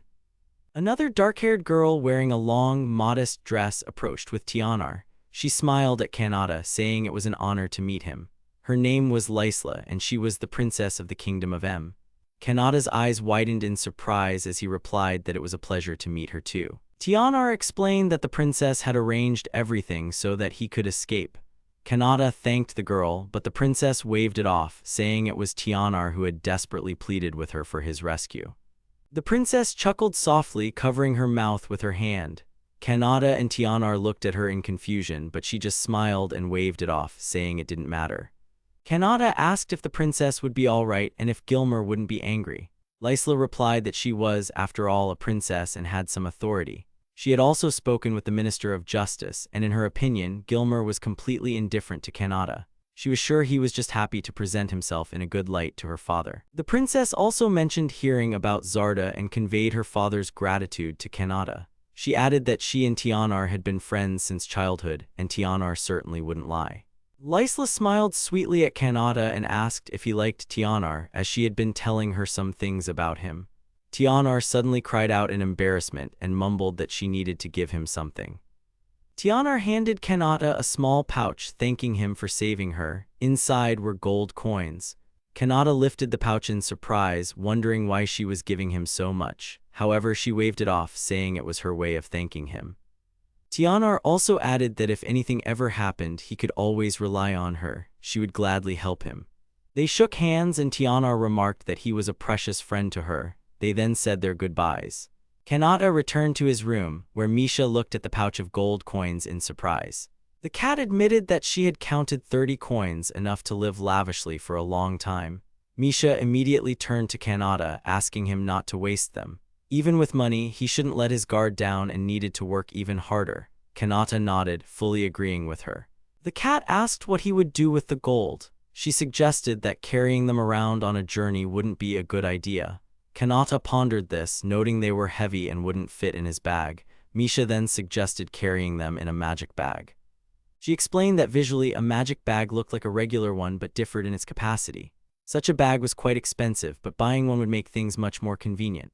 Kanata thoughtfully mumbled that buying one for the future would be a good idea. He turned to the cat and asked if there was a shop nearby that sold magic bags. Potten, the black cat, replied that there was, but with one catch. He explained that the quality of the items remained excellent, but the owner of the shop was a bit peculiar. Kanata didn't understand what Mr. Potap meant, so he headed to that very shop. He approached the right place and cautiously pushed open the door. The shop contained quite a variety of items. The seller greeted him and asked if he needed any assistance. Kanata immediately inquired about magic bags. The seller replied that of course they had them. He presented several types of bags to choose from, differing in size. The large one could fit a big axe, a set of armor, and 6 small tables. The medium bag could hold about a dozen blades, breastplates, and table lamps. The smallest and cheapest in this series could fit approximately 10 breastplates. Kanata realized he wanted the second, medium-sized bag. He asked how much they cost individually. The seller replied that the large one cost 14 gold, the medium one 9 gold, and the small one 3 gold. Kanata awkwardly fell silent, thinking it was a bit expensive. Kanata remembered that he needed to save money, so he asked if there was a discount for 2 medium bags. The seller clarified that if he bought 2 medium bags, he would sell them for 17 gold coins and 5 silver coins. Kanata began to haggle, asking if he could buy them for 16 gold. The seller thoughtfully rubbed his chin, intrigued. A moment later, his lips stretched into a smirk, and he offered Kanata a game if he wanted a discount. Kanata immediately frowns. This is it. He remembers Potten's words, who said that the shop owner was a big fan of gambling. The owner offers customers a game. The cat mutters to himself that he was lucky he didn't get to him. Potten doesn't know all the details about the game, but if you win, you buy the item at a significant discount, and if you lose, you have to pay the original price plus a penalty for losing. The seller notes that he loves gambling and offers to play for a discount. If the seller wins, the price remains the same, 18 gold. If Kanata wins, he will sell these bags for 15. With a smile, the seller declares that gambling is simply charming. You never know for sure if you'll win and ascend to the heavens or lose and fall to the very bottom.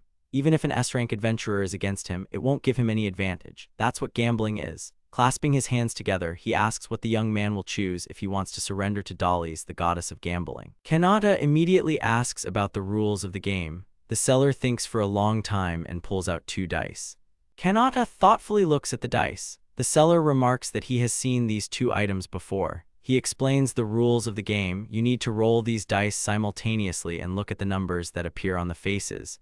Then you need to sum them up to get a single number. The higher the number, the better. For example, he currently rolled a 5 and a 2, making a total of 7. If the young man rolls higher, say an 8, he wins. Those are the rules of the game. Kanata smiles. These are simple rules. The seller explains that the simpler they are, the better. He asks if Kanata wants to check the dice before rolling. Kanata takes them in his palm, rolls them a couple of times, and then throws them. These dice are indeed ordinary. The seller immediately declares that there's no cheating, of course. If he doesn't play by the rules, the victory will undoubtedly go to the young man. So, who will roll first? The seller explains that the order doesn't really matter, but he prefers to roll second, so he suggests the young man start. Kanata nods and asks if he can roll the dice on the table. The seller replies that he can do it however he wants. Kanata squeezes the dice in his hand, and with a smile, he declares that he will get that discount. The seller offers him to roll the dice, and Kanata picks up a box that was on the table. The seller asks in surprise what he is doing. Kanata states that any spot on the counter is fine. He feels like he can get a good roll here. The young man throws the dice and he rolls a 12. With a smile, he declares that it's now the seller's turn to roll the dice.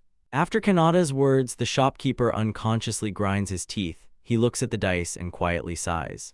The shopkeeper raises his hands in defeat. The young man won. He got him. Kanata asks if he cheated. The shopkeeper honestly admits that yes, there are strong magnets in the wooden box, and he put pieces of steel which magnetize perfectly inside the dice. Kanata nods. He knew they were magnets. This is the first time the shopkeeper has been caught cheating, and he asks how Kanata found out. The young man honestly admits that the first thing that caught his attention was the movement of his hands. When the shopkeeper showed him the dice, he subtly moved the box. This small oversight completely grabbed his attention. Furthermore, the shopkeeper shouldn't have said that victory would be his if he cheated. From his perspective, if customers found out about the deception, the seller would feign surprise and simply give them a discount. This was obviously insurance in case he got caught. The shopkeeper awkwardly clears his throat, saying the young man misunderstood him.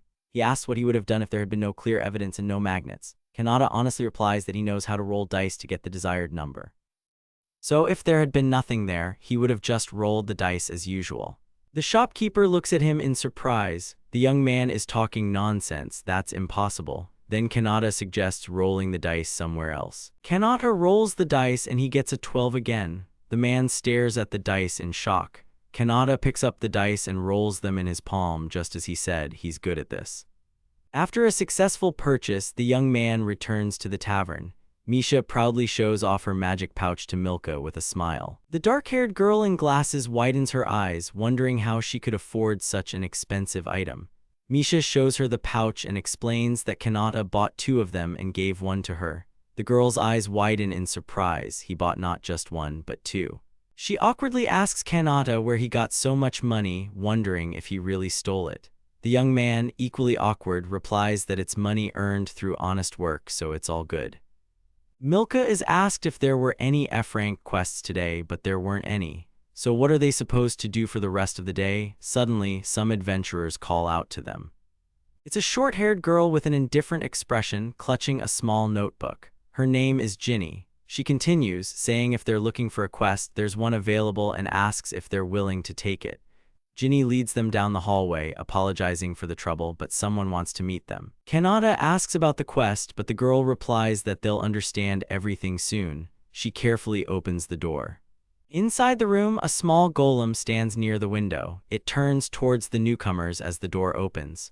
Kanata is slightly surprised. Ginny introduces the creature as a golem named Mr. Rudo. Ginny explains that Mr. Rudo is a golem with his own consciousness. She addresses Rudo, telling him that these are F-rank adventurers Kanata and Misha. The young man recalls that golems are magical creatures made of earth or clay, something like that. He wonders if there are any other golems with their own consciousness in the world. The girl steps back against the wall, allowing the golem and the adventurers to sort things out. They sit at a table, and the golem explains that he is the mayor of a golem village in the Galia forest. He has come here to ask for their help. Recently, monsters have been attacking their village, leaving them in constant fear. Several hundred golems, their comrades, have already been killed. Kanata asks why the monsters are specifically attacking them. The golem places a hand on its chest and replies that it's because of this. The golems, possess a core called a crystal heart, and the core of a golem with its own consciousness is something special. It's said to be an ingredient for a secret potion that enhances monsters. Kanata asks how many monsters there were. The golem explains there were about 10, but they were so strong that the golems had no choice but to hide in the forest. The golem pulls out a pouch of coins and empties them onto the table. There are 3 silver, 42 copper, and 87 small coins here, money collected by them, the golems, from across the village. They desperately need their help, and the golem asks them to drive the monsters out of their lands. Kanata mentally calculates, thinking it's about 8,000 Japanese yen, which seems like a ridiculously low price for such a quest. Misha looks at the stack of money with slight disappointment. Even for monster extermination, it's too cheap for their services. Ginny agrees, saying that the reward for such a request should be higher. Ginny turns to Rudo and tells him that the money isn't enough. The guild takes a 10% commission from quests, which means adventurers receive less money than they should. The golem lowers its head and apologizes for the trouble. Kanata watches the dejected golem for a moment, thinking that 10 monsters must surely be weaker than Zardu. Kanata turns to Misha and asks her to take this quest. Misha and Ginny exclaim in surprise. Misha protests, asking what he's thinking and if he knows how dangerous this is. However, Kanata replies that everything will be fine and they'll manage somehow. Besides, they need to help Mr. Rudo. Ginny tries to stop him, asking if he really wants to take on this quest. Kanata nods, asking if Ms. Ginny didn't want this. The girl admits she thought he would refuse. She figured if an F-rank adventurer turned down Mr. Rudo, perhaps he would at least calm down. An administrator's job is to advise adventurers. She ensures they receive quests appropriate for their abilities. If Ginny allows adventurers to take on reckless quests that lead to their deaths, her reputation could be ruined. This quest is at least for C-rank adventurers. It's likely very difficult and risky. An F-rank simply can't handle it. Ginny won't judge them, so she asks them to stop. However, Kanata replies with a smile that everything will be fine. If they sense danger, they'll immediately return. They won't be reckless. The girl looks at him for a moment, then sighs awkwardly. She reminds them that they won't even get paid for this. If they get injured, there won't be any compensation either. The young man replies that he understands. The golem turns towards them. Kanata approaches Mr. Rudo and tells him that they accept the quest. The 3 of them set off. Ginny and Milka, on the other hand, watch their breaker from the guild window. Milka asks why Ginny allowed them to take this quest. The girl replies that she had no choice. They said they would complete everything. Sometimes there are just such brave individuals. Ginny honestly admits that she wouldn't want them to die. Meanwhile, the trio approaches the Galia forest with the golem leading them along the path. They're almost there. He points out a golem village with small settlements in the distance, surrounded on all sides by the forest. After a while, they reach the village. The young man carefully walks through the streets, surprised to see that all the houses in the village are destroyed. Could this be the result of monster raids? They approach one of the houses where a golem stands clutching a spear. Noticing them, he greets Lord Rudo. The golem introduces them as adventurers named Kanata and Misha. They've come to rid their village of monsters. Many golems rush out to meet them, greeting them joyfully. One of the golems also greets them. He is Commander Dom of the army. He introduces his colleagues, that's 40 and that's 67. When the young man asks in surprise, he explains that golems without titles are referred to by numbers. Some golems also peek out of their houses curiously. These are small golems who want to play, so they invite the young man to play something. Commander Dom explains that these are 87 and 502. He tells them to turn around and go back. The commander apologizes, explaining that these guys are still little ones. Misha asks in surprise if golems also have children. The golem explains that their bodies react to their own consciousness over several years. As their minds and thoughts grow, so do their bodies. The commander addresses the children again, explaining that Lord Kanata and Misha are very busy right now, so they can't play. The children sigh in disappointment. Kanata watches the sad golem children slowly walk away and suggests to Misha that she go play with them. The girl nods, and Kanata warns her to keep an eye out while she plays. Misha is the only one he can ask. The girl smirks, seemingly having no choice. She turns to the children and tells them to follow her. She'll show them what real games are like. At this time, the monsters are talking among themselves. They report that the golems have just returned to the village. They promise each other that they will definitely finish them off next time. Their crystal hearts, they'll take every single one. They order each other not to miss a single golem. Thus, a storm approaches the golem village. In the golem village, where time usually flows peacefully, they are now concerned about the threat of extinction. Misha is playing tag with the golems while Kanata talks to the mayor. He asks if the mayor knows when the monsters will attack. Lord Rudo replies that he doesn't, but if they find out the golems have returned to the village, they will probably attack immediately. Kanata asks if they can take shelter anywhere else besides the village, but the golem firmly replies that it's impossible. Not far from here is a place where clay and other materials from which their bodies are made are extracted. They cannot simply leave this place. Kanata turns and looks out the window, seeing Misha playing with the children. He asks how many golems are currently in the village. The mayor replies that there are 57 golems. After the monster attacks, their numbers have dwindled. Now it's about 1/6 of what it used to be. The mayor firmly states that they no longer want to lose their comrades. Night falls on the golem village. Misha returns to Kanata, wiping sweat from her forehead. They had a good play. The girl shares with a smile that these kids are so cool, they'll be her rivals in the future. As they chat, someone calls out to Kanata. One of the golems shows him the bed they made for them. The golem apologizes for making such a bed and asks if they will be comfortable sleeping. Kanata reassures him that it's fine and thanks them for their care. At that very second, Misha quickly claims the bed. She falls asleep almost immediately, dreaming of eating steaks. The young man smiles as he looks at the sleeping girl. It grows darker. Kanata approaches Lord Rudo. He asks about the village's defensive fortifications. Rudo explains that there are watchtowers around the perimeter and in the center of the village, manned by guards. As soon as they spot monsters, they immediately alert all residents. The other golems rest at night. Kanata thinks to himself that this is the best strategy for now. If enemies set up an ambush, he'll use a card. Suddenly, Rudo addresses Kanata. He bows and thanks him for taking on this task. However, Kanata asks him not to thank him as they haven't defeated anyone yet. The golem replies that there are very few people who are kind to golems, and Lord Kanata is truly a good person. The golems were created by humans and monsters. Sometimes golems with their own ego appear, but others see this only as darkness and weakness, so those like them are simply discarded. Renegade golems faced various persecutions, and then Princess Lysla issued a decree protecting them from persecution and declaring them untouchable. Kanata's eyes widen in surprise hearing the familiar name. Since then, persecution from non-monsters has significantly decreased. Furthermore, Princess Lysla allowed them to gather together and build their own village. Lord Rudo turns towards the village where they can live, here and nowhere else. All the golems living here stand by each other, which is why they don't want to lose their friends anymore. The young man's brows furrow in determination. Morning arrives. Kanata and Misha, stretching sleepily, emerge from their house. Kanata notices golems carrying stones. He asks with a friendly smile what they are doing. They honestly reply that they are fixing a house. Indeed, Kanata notices several golems repairing the roof of one of the houses. Once the monsters are gone, they can live as before. Kanata watches for a while as the golems carry stones to the damaged houses. Suddenly, he takes a stone from a golem. The young man declares that he and Misha will help them. Kanata helps the golems carry stones while Misha works on restoring the houses. Together with the golems, they gradually rebuild the destroyed village. Meanwhile, the golem guards observe their surroundings when suddenly one of them notices something. He shouts loudly that monsters have arrived. Armed monsters approach the guards with a smirk. One of the monsters asks if they want another beating. Clutching a sword in his hand, he mocks the guards again, saying they know it's no use.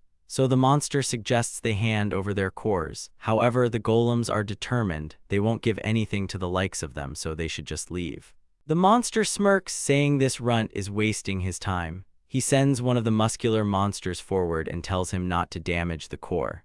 The golem guard doesn't stand still either. He attacks the monster, but the monster grabs his spear and calls him a weakling. Did the golem really think he'd get away with it? The monster punches the golem and orders him to hand over the core. At this moment, Kanata appears and pulls out a card, declaring he will protect the golems from the monsters. Kanata uses a 7-star gold card. He summons Musashi Aoi, a descendant of the swordsman. The girl smiles and draws her katana. Challenge accepted, she asks him to leave it to her. Her stats are attack 3200, defense 800, health 1700, magic 0. Her ability uses a Japanese sword. Cooldown 16 days. Her motto, I will never lose a sword fight no matter what. The girl swiftly moves forward towards the monster that attacked the golem. Without much effort, she severs the monster's arm. Then, with a few movements of her katana, she wounds the monster in several places and he falls to his knees. He is defeated. Kanata approaches the golem and asks if he is okay. One of the monsters snarls menacingly. He asks what someone like Kanata is doing here in the golem village and why he's helping them. The monster gang leader asks who they even are. Kanata firmly replies that they've come to destroy them, stating they are adventurers. Before the monster can say anything else, Iori immediately attacks him, piercing him with her katana. She then quickly takes down several more monsters. She licks her lips with satisfaction, then her eyes widen in surprise as she notices the monster leader's attack. She blocks his sword strike with her katana. With a satisfied smirk, the monster remarks admiringly that she can block his attacks. Iori smiles and notes that he seems to be the strongest among them. She swings her katana, forcing the monster to retreat. The monster asks with interest if she'll be able to read his movements. Iori attacks him, but at the last moment, the monster positions his sword directly in front of his chest, blocking her strike. He smirks and counterattacks. They both retreat from each other. The monster grips his sword, noting that the girl isn't bad. If she were a monster, he'd invite her to join them, to Lord Jaila's. Kanata latches onto the name he heard and asks if he isn't the main leader among these monsters. The monster slings his sword over his shoulder, telling Kanata he's mistaken. He is the leader of the First Echelon Legion and Lord Jaila's right-hand man. Kanata mutters his name, Devoryuta. The monster looks at the young man with interest, saying that since he's a soldier, he must already know about Zardu's mysterious death. Yes, that's right, Lord Zardu died at someone's hands, as did many legionnaires. However, Lord Jaila's survived, and now he's trying to create a new army. If his lord becomes even stronger, the monsters will gather under him, and he will become their new ruler. Suddenly, Devoryuta realizes he's been talking too much, but it doesn't matter. He forms a fiery flame in his hand, saying it doesn't matter that he's been talking, they'll all die right here and now anyway. With a loud shout, he sends a fireball towards Kanata and the golems. The young man steps forward and tells the golems to hide behind him, then he unleashes cards. He plays a spell card, Aurora Wall. A dark, translucent wall rises from the ground before them. The monster is surprised. Kanata prepares another card, a spell card, Fireball. He unleashes it forward, incinerating the monsters standing in front of Devoryuta. The monster is forced to retreat, clicking his tongue in annoyance. Devoryuta mentally notes that he's facing a mage who can use offensive and defensive spells and also wields a sword perfectly. What a hassle. The young man turns to Iori and orders her to finish off this monster. She immediately and enthusiastically prepares to act, but the monster raises his hands and mutters that he surrenders. Kanata is a bit surprised. The monster, still standing with its hands raised, admits that it's not strong enough to defeat them and swears that they won't touch the golems again. Kanata immediately asks if that isn't a decision for their boss, Gillas, to make. Devoryuta nods, confirming that's why he'll submit a petition to him. Suddenly, Mayor Rudo appears behind Kanata. Mr. Rudo asks in surprise if it's true that the monsters won't bother them anymore. Devoryuta promises they won't return. The golem remains silent for a moment, then nods, saying that if that's the case, they believe him. Dvoryuta turns to his subordinates and orders them to leave. Suddenly, the young man calls out to him, glaring at the monsters with cold fury. Kanata announces that he's returning to the capital tonight to inform them of their decision. This means they'll send the royal army here. The monster cautiously asks about the army. The young man explains that from now on, the army will protect this village. He asks Dvoryuta to relay this to Gillas. The monster promises to do so. Silence falls. The golem thanks Kanata for saving their village. However, the young man replies that it's not over yet. He senses that the monsters will attack them again. Therefore, Kanata says he'll stay here a little longer. Mr. Rudo asks in surprise if he's not returning to the capital. The young man replies that no, he lied about returning because he wanted to minimize the chance of them attacking again. Even if he defeats Dvoryuta, as long as Gillas is around, attacks on this village won't stop for a second.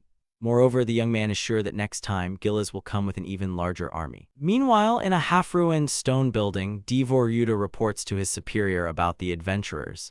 Apparently, they're protecting these golems. They have a skilled swordsman and a mage with many tricks up their sleeve. They didn't stand a chance. Furthermore, the royal army of the country of M has likely already arrived in this village. What should they do? Gillas smirks.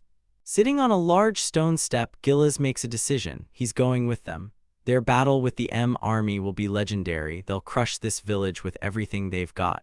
After the ruler's death, an era began where monsters lived by the law of the jungle. These upheavals are starting a new chapter in history. So, not trusting Dvoryuta's promise, Kanata remains in the village. One of the guards addresses Commander Dom and asks him to watch over the village while he goes to the cave by the waterfall. The commander asks why he needs to go there. The golem asks if the commander remembers how children used to find a chest there. Dom remembers, and the guard explains that it might contain precious items. He wants to give it to Mr. Kanata as an apology as they collected too small a sum for the previous request. Dom nods, agreeing to watch over the village during that time. Another golem also decides to go with them as they can't carry everything alone, especially if the chest is too heavy. He calls out to 87th and 152nd. The golem explains that they are now heading to the cave by the waterfall and asks if the children can tell them the exact location of the treasure chest they found. The children immediately intend to go with them, but the golem refuses, saying no, monsters are still roaming around. However, the children assure him they can run fast and are quite good at playing tag. In the end, reluctantly, the golem agrees to take them along, but he asks them not to stray far from him. They walk along the stone paths and approach the waterfall, behind which a hidden cave is revealed. The children lead them to a wall. This stone wall is already half destroyed, and a small chest is visible in one of the holes. They assume it's a treasure chest from the Nade civilization. The golems hope there's something good inside. They want to bring it down. After a while, they carefully lower the chest to the floor and open it. They examine the contents of the chest and nod, saying, "Good, it looks like these are magical items."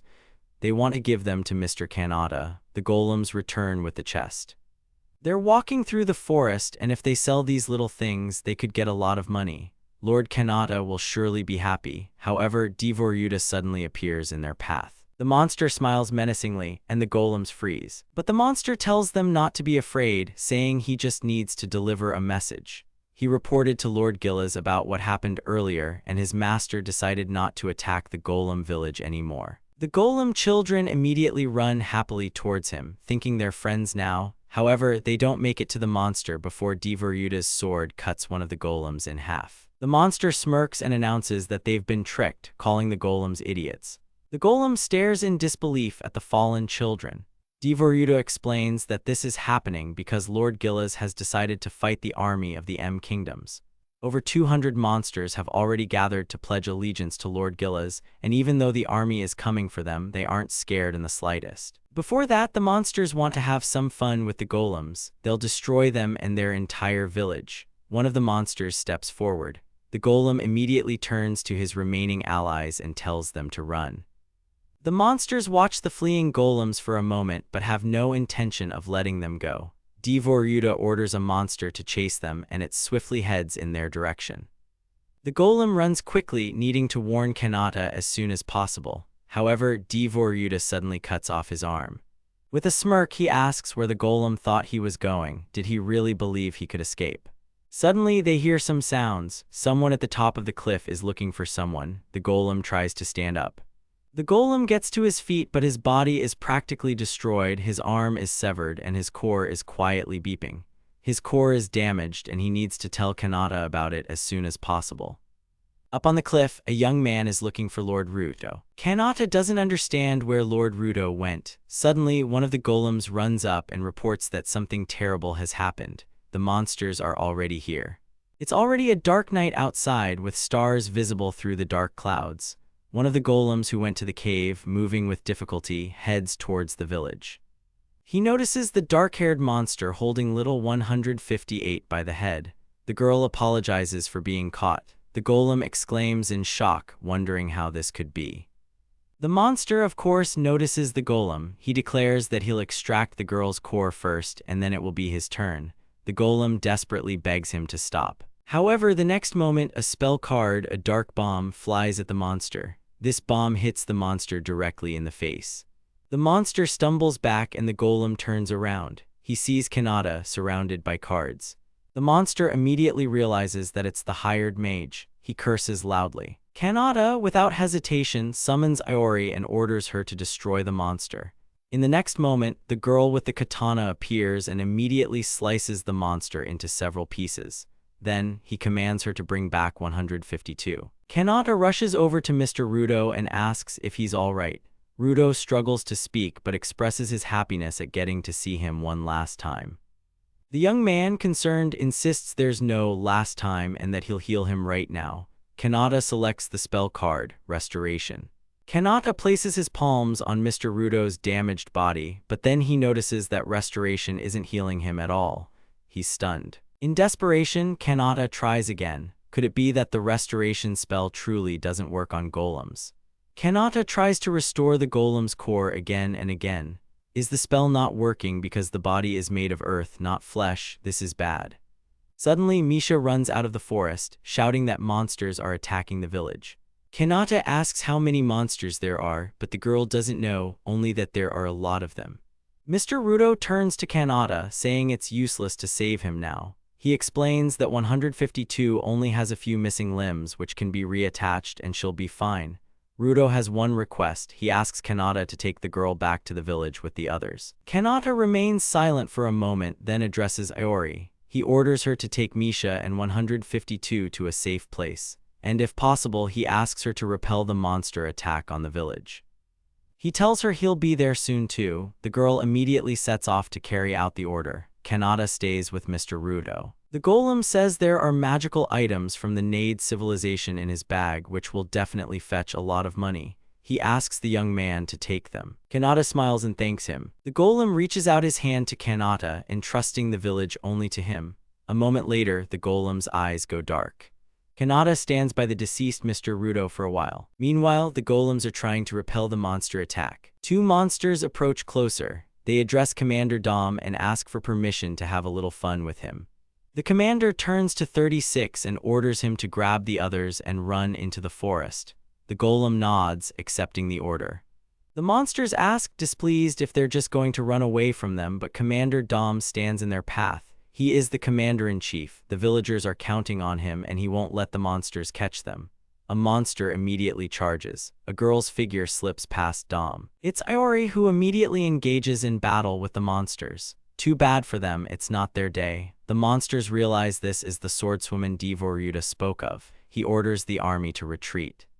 Some monsters charge at her, but the girl defeats them with her katana. She blocks their attacks, noting that their swords are too light. She slices one of the monsters lengthwise. Suddenly, she finds herself surrounded by monsters who turn to her in shock. In an instant, she cuts these monsters in half with her katana. The remaining monsters fall to the ground. Iori tightens her grip on the katana and asks who else wants to say goodbye to life. Meanwhile, the golem and several children flee deeper into the forest, where the monsters definitely won't reach them. The golem asks if the children are okay and suggests they hide. Suddenly, a voice echoes from behind them. It's one of the monsters. He knew he had to follow these golems. He could almost feel they wanted to get lost in the forest. The child golems hide behind the elder, but suddenly, someone asks the monster how he's doing. It's Lord Dvoryuta. The monster immediately reports to him that they have surrounded the village and are laying siege and they will attack soon.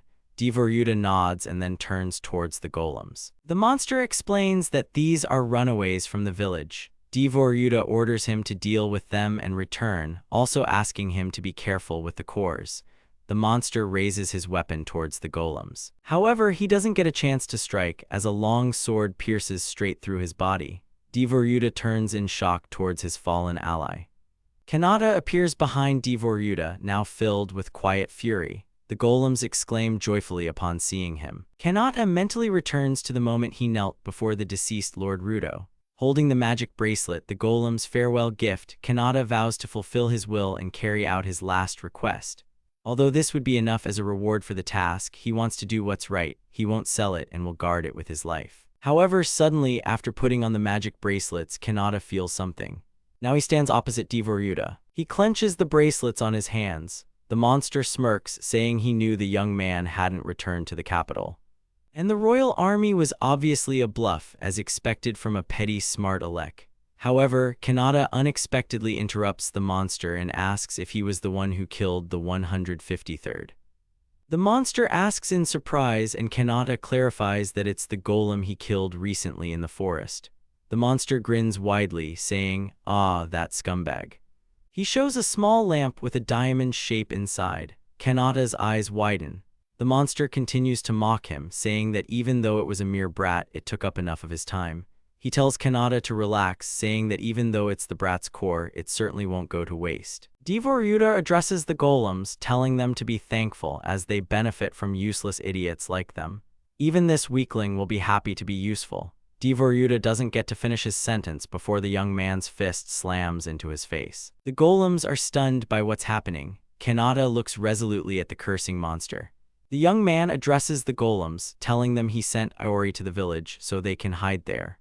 As for Dvoryuta, his opponent, Kanata will destroy him right here, right now. Hearing his words, the golems immediately flee. Kanata grabs a piece of wood and strikes the monster's side with it. The monster coughs and Kanata quickly attacks again. He punches Dvoryuta in the stomach, then, before the monster can recover, kicks him in the same spot. The monster falls to its knees, cursing softly, and summons a flame in its hand. Several fireballs fly towards Kanata, but he skillfully dodges them. The bracelet significantly enhances his physical abilities, which means he can fight Dvoryuta on his own. So this is the power left by Lord Rudo, the power of the bracelet. Kanata rushes forward, pulling a sword from a defeated monster along the way. He attacks Dvoryuta, slashing his body, but it's too weak, so he attacks again. Dvoryuta curses in irritation and summons a massive pillar of flame above himself. He directs this enormous mass of fire towards Kanata. At this moment, the young man selects a card, the Abyssal Sword item card. It's a 5-star card. The Abyssal Sword is a dark element sword that increases the owner's attack power and boosts resistance to spell effects. Its duration is 6 hours and its cooldown is 12 days. He confidently grips the sword's hilt. Kanata swings the sword, destroying the wall of flame that had formed around him after Dvoryuta used his magic. Then he pulls out another card. It's a spell card, Gravity 10. This card causes Dvoryuta to fall to the ground and be pressed into it with immense force. The monster doesn't understand what just happened. The pressure is so strong that he can't even move. Kanata approaches him, gripping the sword in his hand. The monster tries to beg for mercy, swearing he truly won't touch the golems again and will definitely apologize to them. However, the young man has no intention of listening. It's too late. He'll atone for his sins in paradise. Kanata pierces Dvoryuta's skull with the sword, then adds that the golems will only accept his apologies from hell. For every evil deed, inevitable retribution follows. After defeating Dvoryuta, Kanata heads to the attacked village. He spent some of his precious time on the monster and needs to hurry back. Meanwhile, Iori is actively preventing monster attacks. While the girl is busy with other monsters, another monster appears behind the golems, attempting to attack them. However, Kanata arrives just in time and prevents it. He asks if all the golems are there, and one of them replies that some ran into the forest. Kanata notices the large number of monsters and immediately releases a card. He releases the charming sorceress Ririka. This is a golden 8-star card. Her stats are Attack 100, Physical Strength 1500, Defense 900, Magic 8000, Ability Spellcasting can control all elements, cooldown 18 days. Her motto is don't judge a book by its cover. Though she looks young, she is actually several hundred years old. She is Mito's disciple. The girl sleepily rubs her eyes when Kanata summons her. Kanata immediately orders her to defeat all the monsters in the vicinity. Hovering in the air, she surveys the monsters surrounding her. She remarks that it's an unappealing order, then uses her magic staff and points it towards the sky. Lightning strikes each of the monsters. Ririka adjusts her hat, planning to quickly clean up and spend the rest of the night with her master. She points her staff at the monsters. A bright light pierces through the monsters she targets. However, one of the monsters manages to put up a defense against her spell. Ririka is slightly surprised. Suddenly, a voice exclaims in surprise that there are only 3 of them. It turns out to be Gilas, the one Ryuta mentioned. He heads towards them. Kanata mentally notes that the atmosphere around this monster is clearly different from the others. He addresses him, asking if he is the mysterious commander of Zardu's First Legion. The monster corrects him, stating that the former commander, Zardu, is already dead. After his death, the army disbanded and all the soldiers, like traitors, followed the 4 heavenly kings.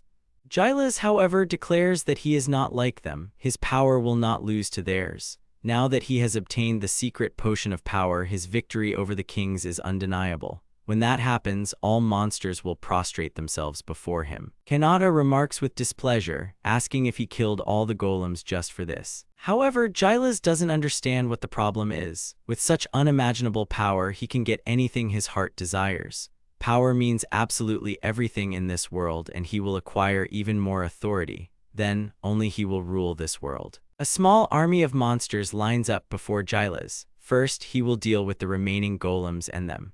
He sends the monsters to attack. Kanata orders Iori and Ririka to lead the golems away, and the girls immediately rush to obey. Iori strikes one of the monsters with her katana, but unexpectedly 2 monsters attack her at once. Ririka tries to attack Gilas. However, 2 monsters block Ririka's attack with a shield.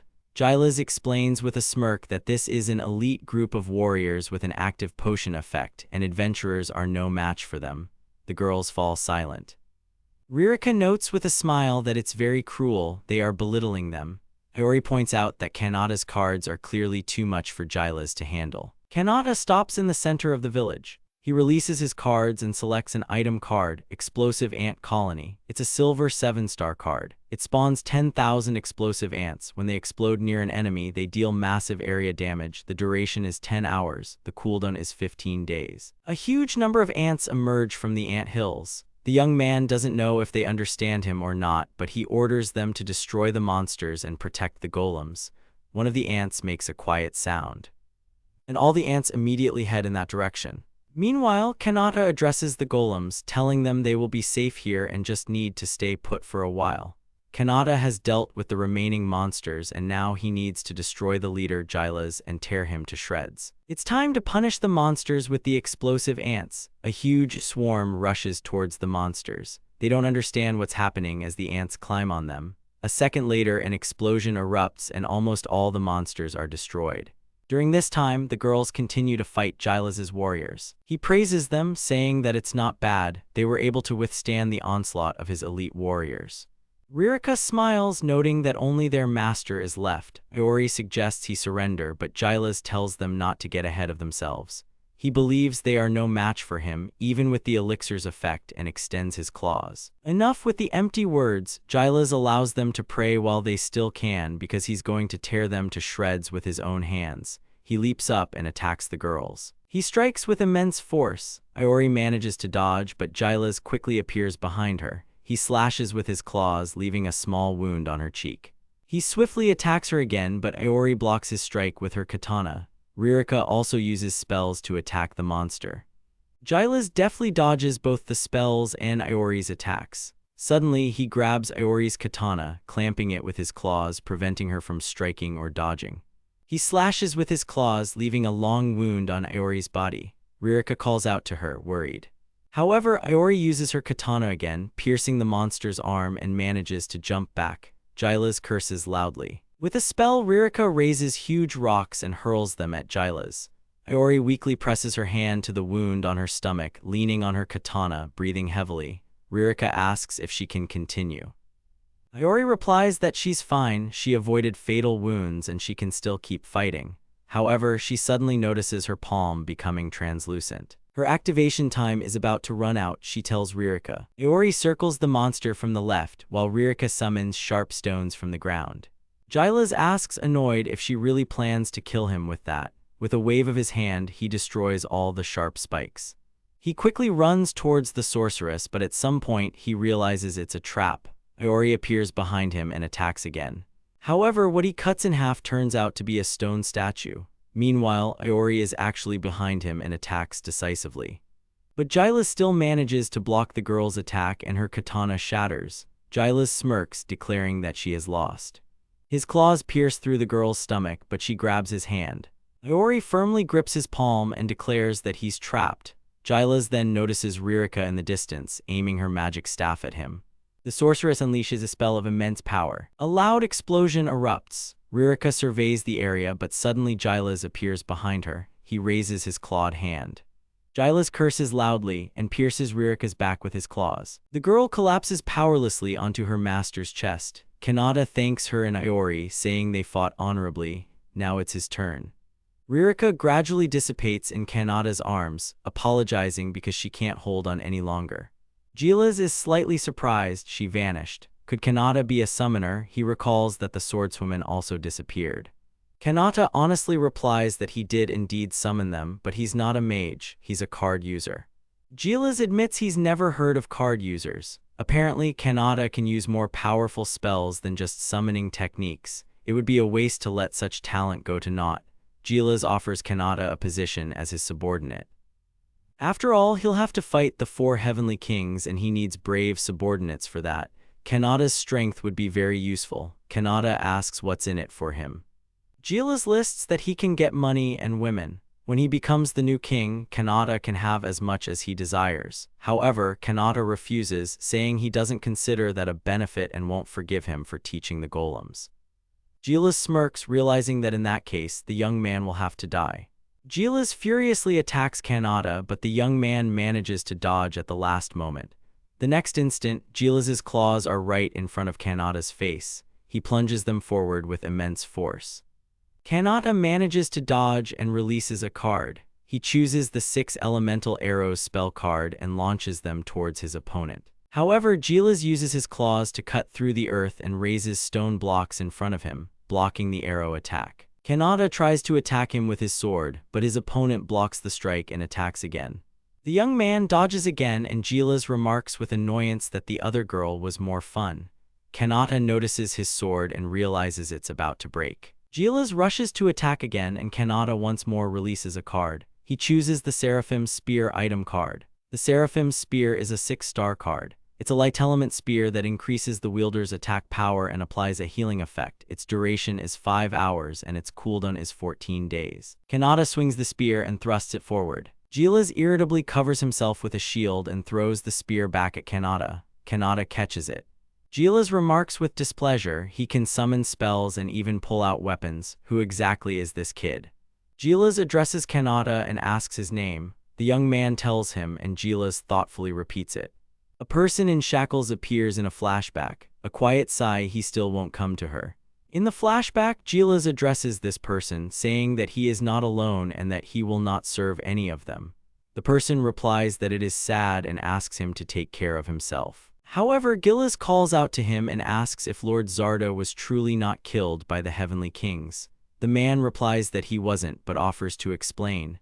Myrick says that an outsider defeated him. The Heavenly King continues, explaining that this outsider apparently possesses magical abilities and spells he can't yet control, and his name is Himuro Kanata. In reality, Giles laughs loudly when he hears the young man's name. He clenches his hand, forming a small orb. Giles recognizes the young man's name as a powerful individual he must overcome, and now he will fight seriously. The orb in Giles's hands gradually disintegrates, and Kanata's eyes widen in surprise as he watches it happen. Giles summons a massive dragon, the dragon of the ancient graveyard. The monster commands the dragon to obey his order. Giles addresses Kanata, telling him he should be honored as this is his trump card in the battle against the 4 heavenly kings which he was saving for later. Gillis has summoned it, so now the young man should expect no mercy. He will destroy him without leaving a single trace. Kanata prepares to unleash a card. Kanata chooses a summon card, Heavenly Dragon. A huge, snow-white dragon appears next to Kanata, setting the stage for a dragon versus dragon battle.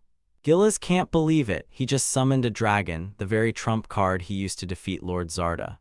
Kanata orders the Heavenly Dragon to destroy the enemy dragon.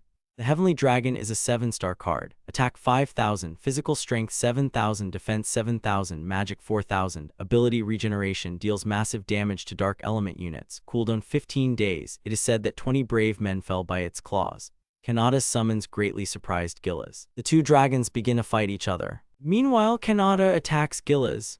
Gillis grinds his teeth in annoyance, thinking that such a brat summoned a dragon and he's sure it was his only trump card. He blocks Kanata's attack with his claws. Both of them retreat to the sides. Kanata unleashes another card. This time it's a spell card, Enchanted Crystal Spear. A massive spear slams into the spot where Gillis stood just a second ago.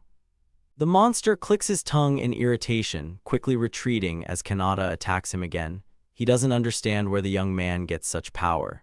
Suddenly, there's a loud rumble. Gillis turns around and sees his dragon missing a limb. The power of the dragon of the ancient graveyard is practically broken. The dragon of the ancient graveyard roars desperately and attacks the white dragon again, but the white dragon unleashes white flames from its mouth. The black dragon roars, then falls exhausted. Gillis is out of luck. Kanata explains that if Gillis had caught him when he first appeared in this world, he would have easily killed him. He was in a vulnerable position back then. Gillis asks in disbelief if he really defeated Zarda.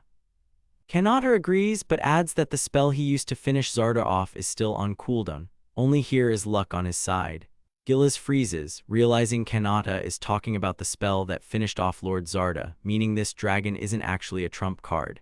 Gillis doesn't understand why he's telling him this. The young man replies that it's no trouble for him. Besides, he won't change his mind. He'll definitely defeat its evil here and now. Kanata then plays another card. This time it's a spell card, 5 War Angels. This is a 9-star card. These are light faction units. Upon summoning, they immediately attack the target. It's forbidden to use new spell cards for 24 hours after using this card. The cooldown for reuse is 21 days. Giles is stunned. The angels immediately attack Giles from all sides, leaving him unable to even move.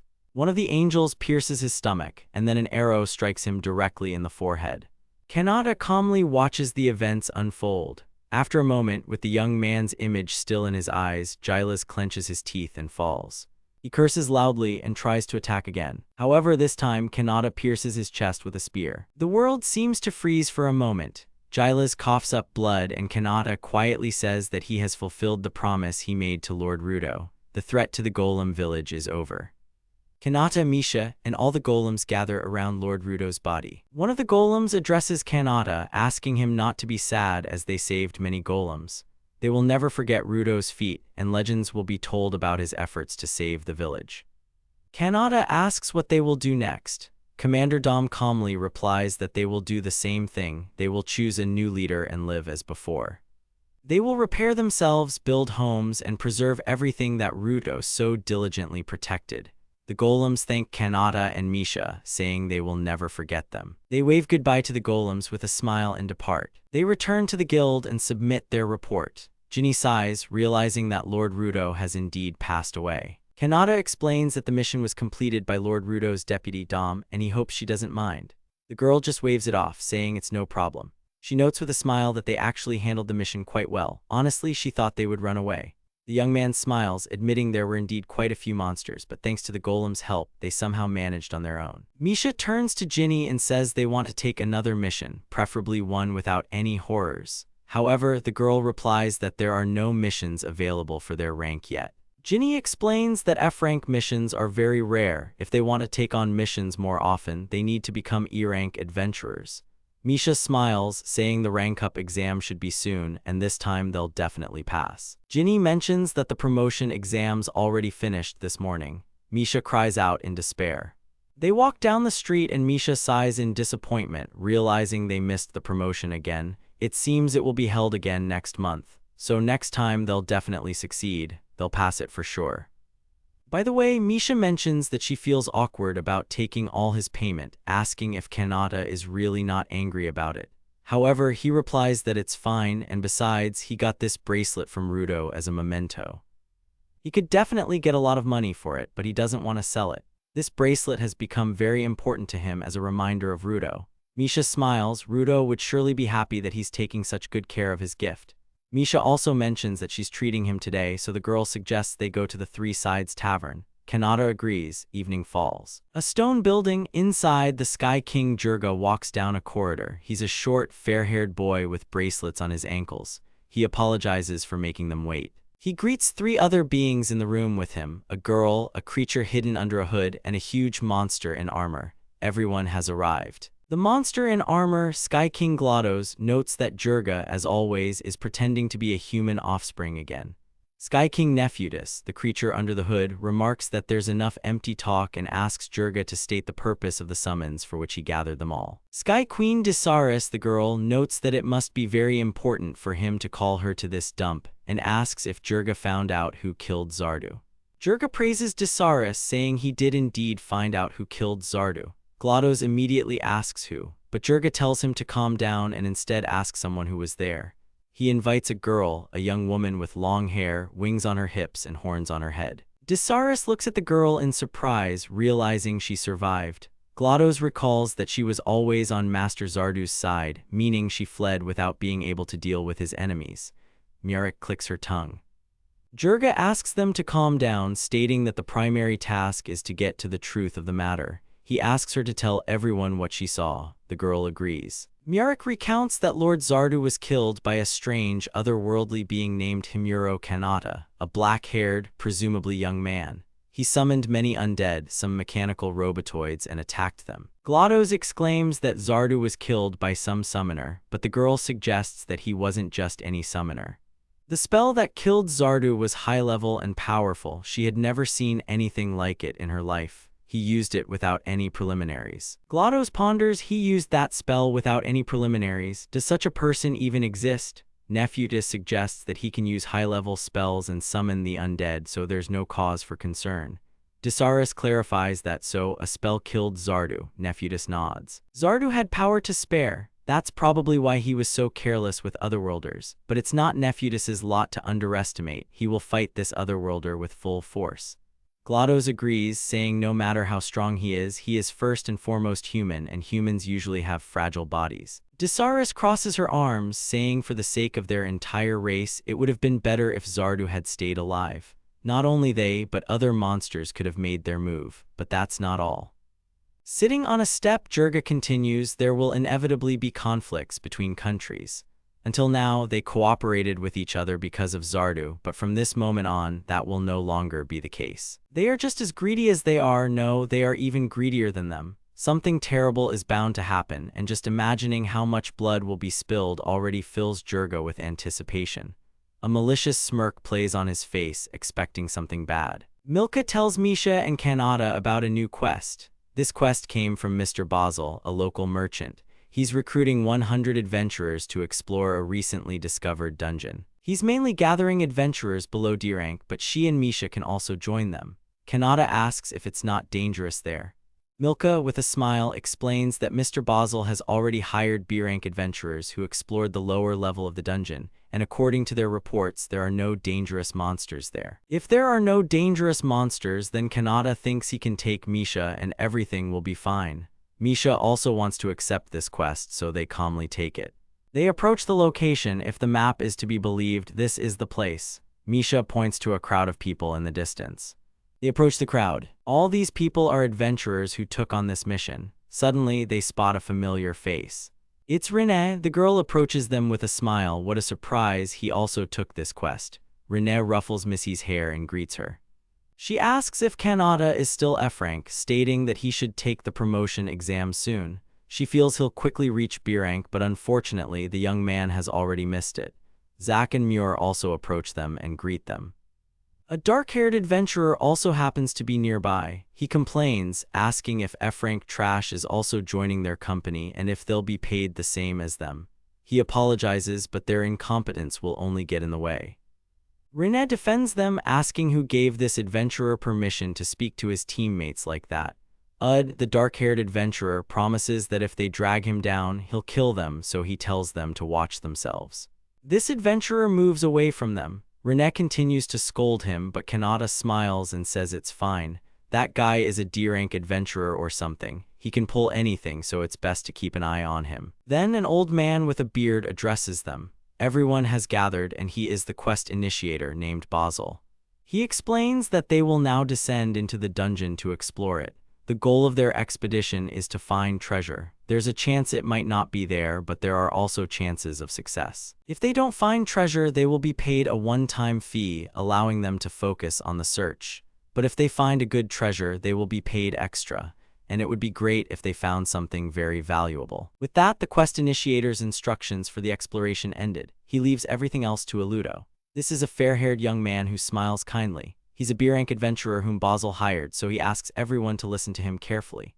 The young man with the braid greets everyone, introducing himself as the magic warrior Illudo. He will act as the coordinator for all of them. He explains that when he explored the dungeon, there were no dangerous monsters in it. However, he doesn't know what might await them ahead.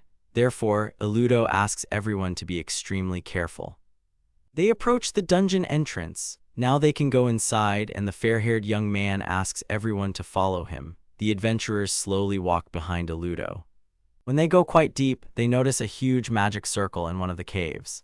Illudo explains with a smile that by using this magic circle, they can teleport to the very depths of the dungeon, so he asks everyone to step inside. They begin the transfer. The magic circle flashes with a bright light. Not a second passes before it all ends. The adventurers look around. Nothing seems to have changed around them.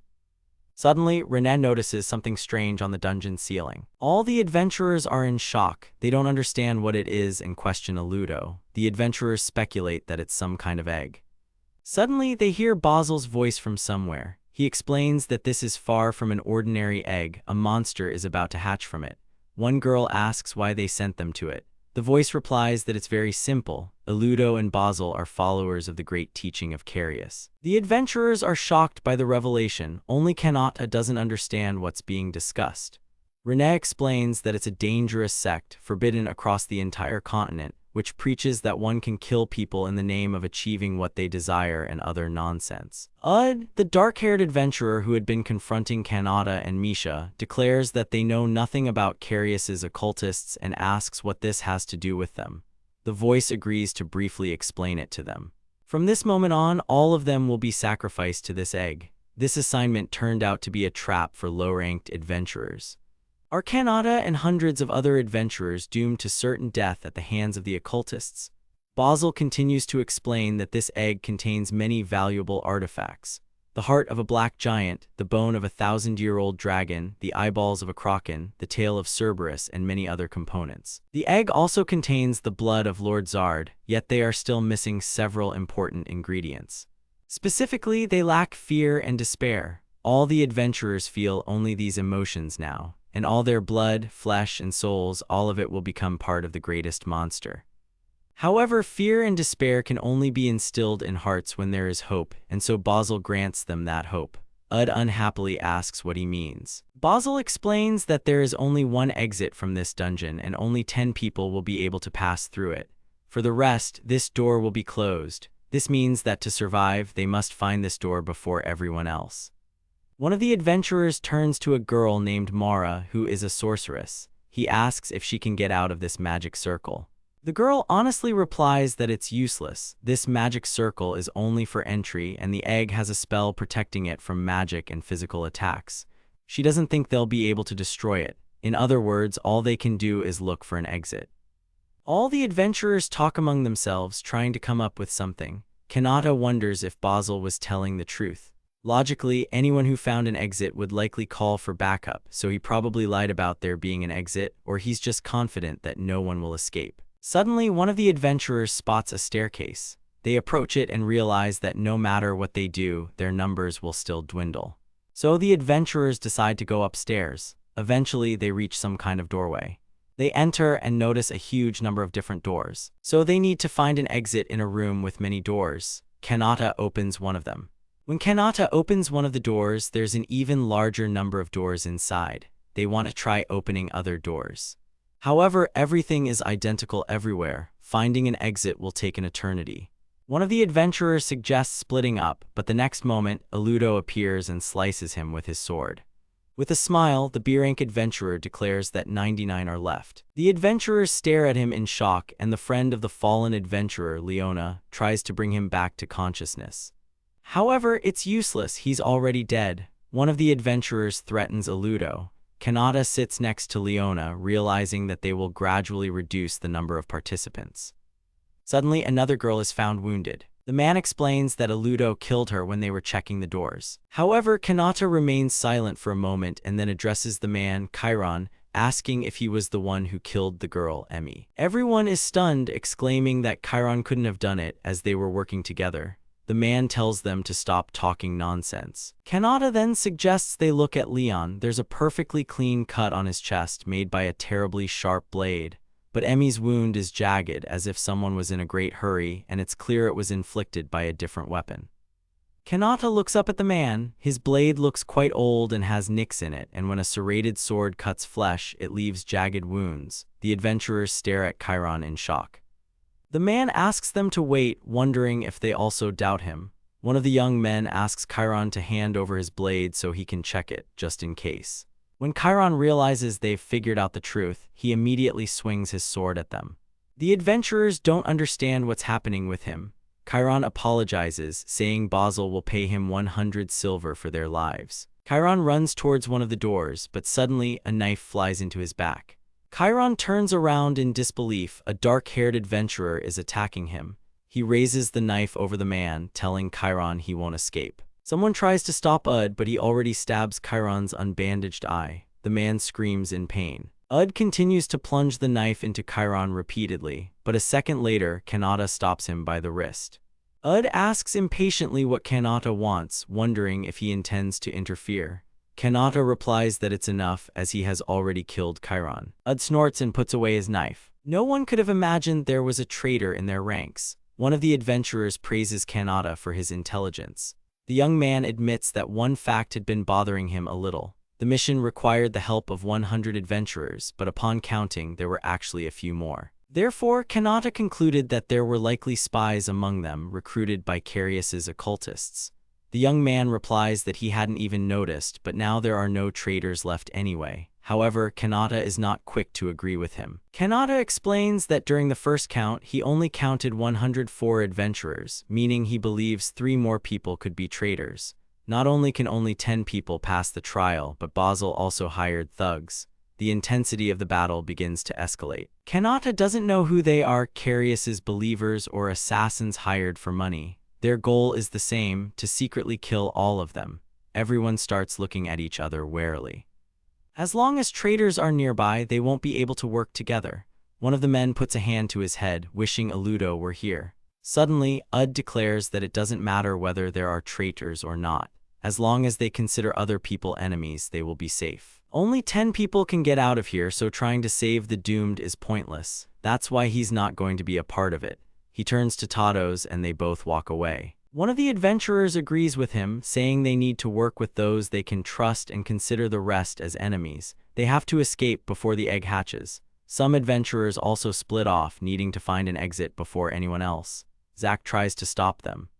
He warns that the traitors are only trying to divide them. René notes that they seem to fear a sudden attack from traitors more than Illudo. In the end, 32 people remained, with quite a few solo adventurers. Suddenly, a man named Ark, a D-rank adventurer, addresses everyone, saying he has an idea. He suggests splitting into 4 groups. 2 will explore the dungeons, while the remaining groups will take turns on guard duty or resting. René agrees, stating that attacking 8 people in a group is much harder than attacking 8 scattered individuals. The dark-haired man, with his arms crossed, replies that even if there are traitors among them, those on watch won't allow bloodshed. Kanata starts to think. Ark continues, explaining that the group that finds an exit will return to the city and request reinforcements. Everyone agrees, but suddenly someone asks them to wait. Kanata declares that he wants to go separately and asks Misha to stay with René and the others.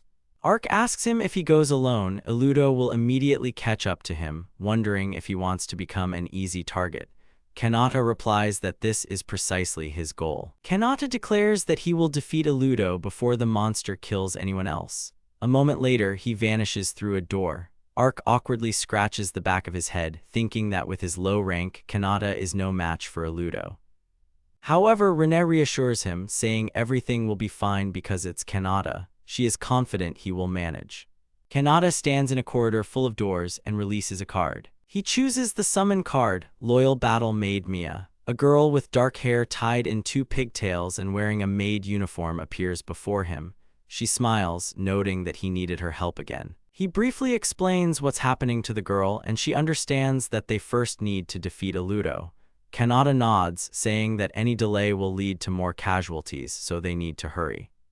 They cautiously peek into one of the doors and notice several corpses. Mia asks if Illudo killed them, but Kanata denies the B-rank adventurers' involvement in their deaths. Behind them in the corner sits a monster, a huge spider. Kanata turns around just as the spider was about to attack them. However, Mia cuts off one of the spider's legs. Kanata mentally notes that the person lied about there being no dangerous monsters here. They turn around and see even more spiders in front of them. Kanata asks Mia not to worry about him and to defeat them. The girl rushes to obey the order. Mia cuts them down one by one with her small knife. It seems these spiders aren't particularly strong. Mia defeats another spider, but the number of monsters doesn't seem to decrease. Spiders surround the girl from all sides and she quickly dispatches each one.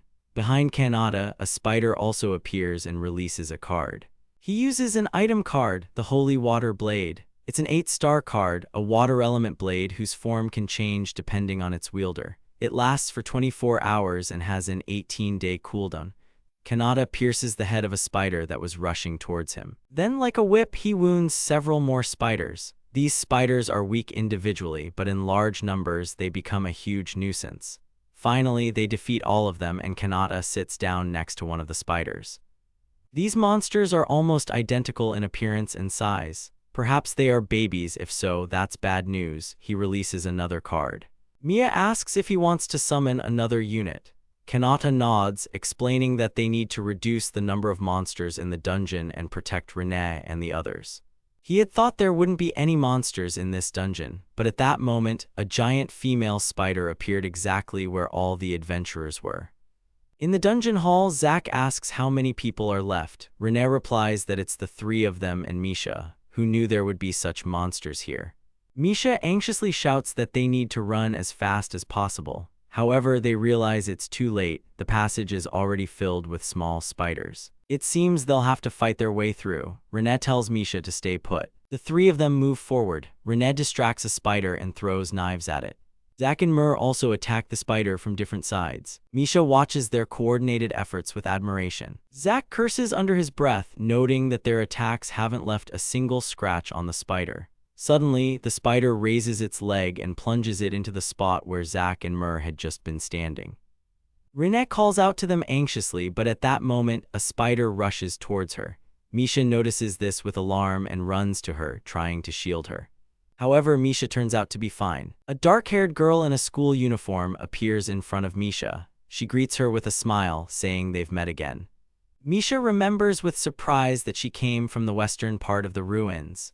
The girl knew there was a big monster. She had already killed hundreds of small spiders on her way here.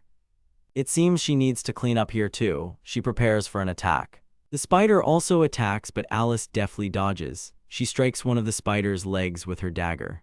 The spider ends up losing one of its legs. Alice smiles, saying they'll start with one leg. She charges directly at the spider. Zack asks in shock if she was with them when they were assigned to groups. Rene reminds him that this is the unit Kanata summoned. She tells him not to just stand there and to help her. Meanwhile, Alice calmly climbs onto the spider's back. She stabs its abdomen and realizes that the attack had no effect. This means she can't defeat it with brute force alone. Suddenly, the spider's leg swings towards Alice. However, Zack and Moore stop it, and Rene throws knives into the spider's eyes. Alice smiles contentedly, exclaiming, "Hooray, back up!" and Nene then swings and strikes the spider with her dagger. In the end, they all work together to defeat the spider. Meanwhile, Kanata and Misha walk through the corridors, checking doors. Suddenly, a maid calls out to Kanata. They spot a different-looking door ahead, wondering if it might be an exit. Suddenly, they hear clapping behind them. Illudo appears in the doorway of the room where Kanata and Mia are. He remarks that they are indeed correct. It is the exit from the dungeon, but unfortunately, he won't be able to let them leave. They will die here and now. Kanata realizes he'll have to fight this heretic with both swords and magic. With a smile, Illudo admits he's impressed that Kanata actually managed to bypass the spiders and get here. He also notes Kanata's low rank, saying he was incredibly lucky. Illudo thought he would die much faster. Kanata observes that Illudo is B rank and he doesn't know his abilities, so he needs to be careful. Kanata turns to Mia and she immediately understands, asking him to leave it to her. Illudo is surprised, saying he hasn't seen this girl among the adventurers. Mia replies that she is a combat maid and on behalf of Master Kanata, she will fight him. Illudo doesn't know how she managed it, but she caught him off guard. He doesn't like uninvited guests, so he has no choice but to kill her. The adventurer immediately attacks, but Mia manages to block the blow with her sword. She then counterattacks.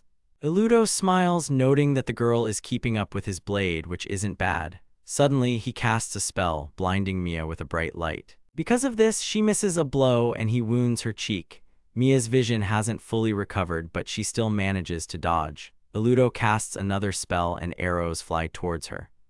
Several arrows still manage to wound the girl. The adventurer remarks that she isn't moving as fast now. Mia asks for 3 more minutes and she'll defeat him. However, Kanata steps out in front of her. He tells the girl to step aside, saying it's his turn now. Mia tries to say that she can still fight, but Kanata interrupts her, saying he knows, but he wants to fight him too. Illudo smiles, wondering if Kanata really thinks he can defeat him with his current rank. Kanata confidently replies that he doesn't think it, he knows it. Watching the fight only confirmed it for him, and if this is truly his level, he's sure he can beat him. Illudo remains silent for a moment, then calls him a disgusting F rank before launching a swift attack. Kanata manages to dodge his blows. Noticing this, Illudo immediately casts a spell. Kanata sees his lips move, realizing he actually intends to blind him. A bright flash erupts. Illudo shouts that it's over, but Kanata still counterattacks. The adventurer irritably asks why Kanata wasn't blinded. The young man admits that he was watching their fight with Mia. From the way Illudo's lips moved, he understood what he was trying to do, so he closed one eye. Kanata almost manages to wound Illudo, but the adventurer extends his hand, and Kanata's sword feels like it hits a wall. Did his sword ricochet? Kanata quickly jumps to the side. An interesting sword, it forced Illudo to use defensive spells. So the blade and Kanata's observational skills are the source of his confidence. Now, Illudo promises to fight more seriously. Kanata deduces that Illudo is about to transform his defense into a powerful offensive spell. So he immediately chooses a spell card, Cyclelacer. This is a 7-star card with the following characteristics. Element, none, deals powerful damage to targets immune to magical damage. Cooldown 16 days. Kanata fires the spell at a surprised and frozen Illudo. The spell obliterates half of Illudo's body. The adventurer can't believe he was defeated by an F rank. Illudo is defeated. Meanwhile, in the hall, the adventurers can't believe the spider has been defeated. Some adventurers returned to that hall. The giant spider chased them, and it also released many disgusting spiderlings. Only this man survived, the others were killed by the spiders. Renee can't believe it, so many people died. The young man turns to Ark, suggesting that the remaining fighters should start acting. If they don't work together, the giant spiders will kill them too. Ark agrees. Suddenly, the door bursts open and a girl announces that there's a problem. Mora explains that the egg's condition has become strange. The pulsation has intensified and the shell is becoming transparent. It seems the dungeon monster is about to be born. There's very little time left. Only 10 people can escape the dungeon and there are still 3 traitors remaining. All the adventurers gather in the hall in front of the egg. This is bad. They need to get out of here urgently, but they haven't found an exit yet and there are still huge spiders in the dungeon. An adventurer looks at the egg, realizing they still have a little time left. He remembers Basil Gabriel saying that for the monster to fully hatch, they all need to die.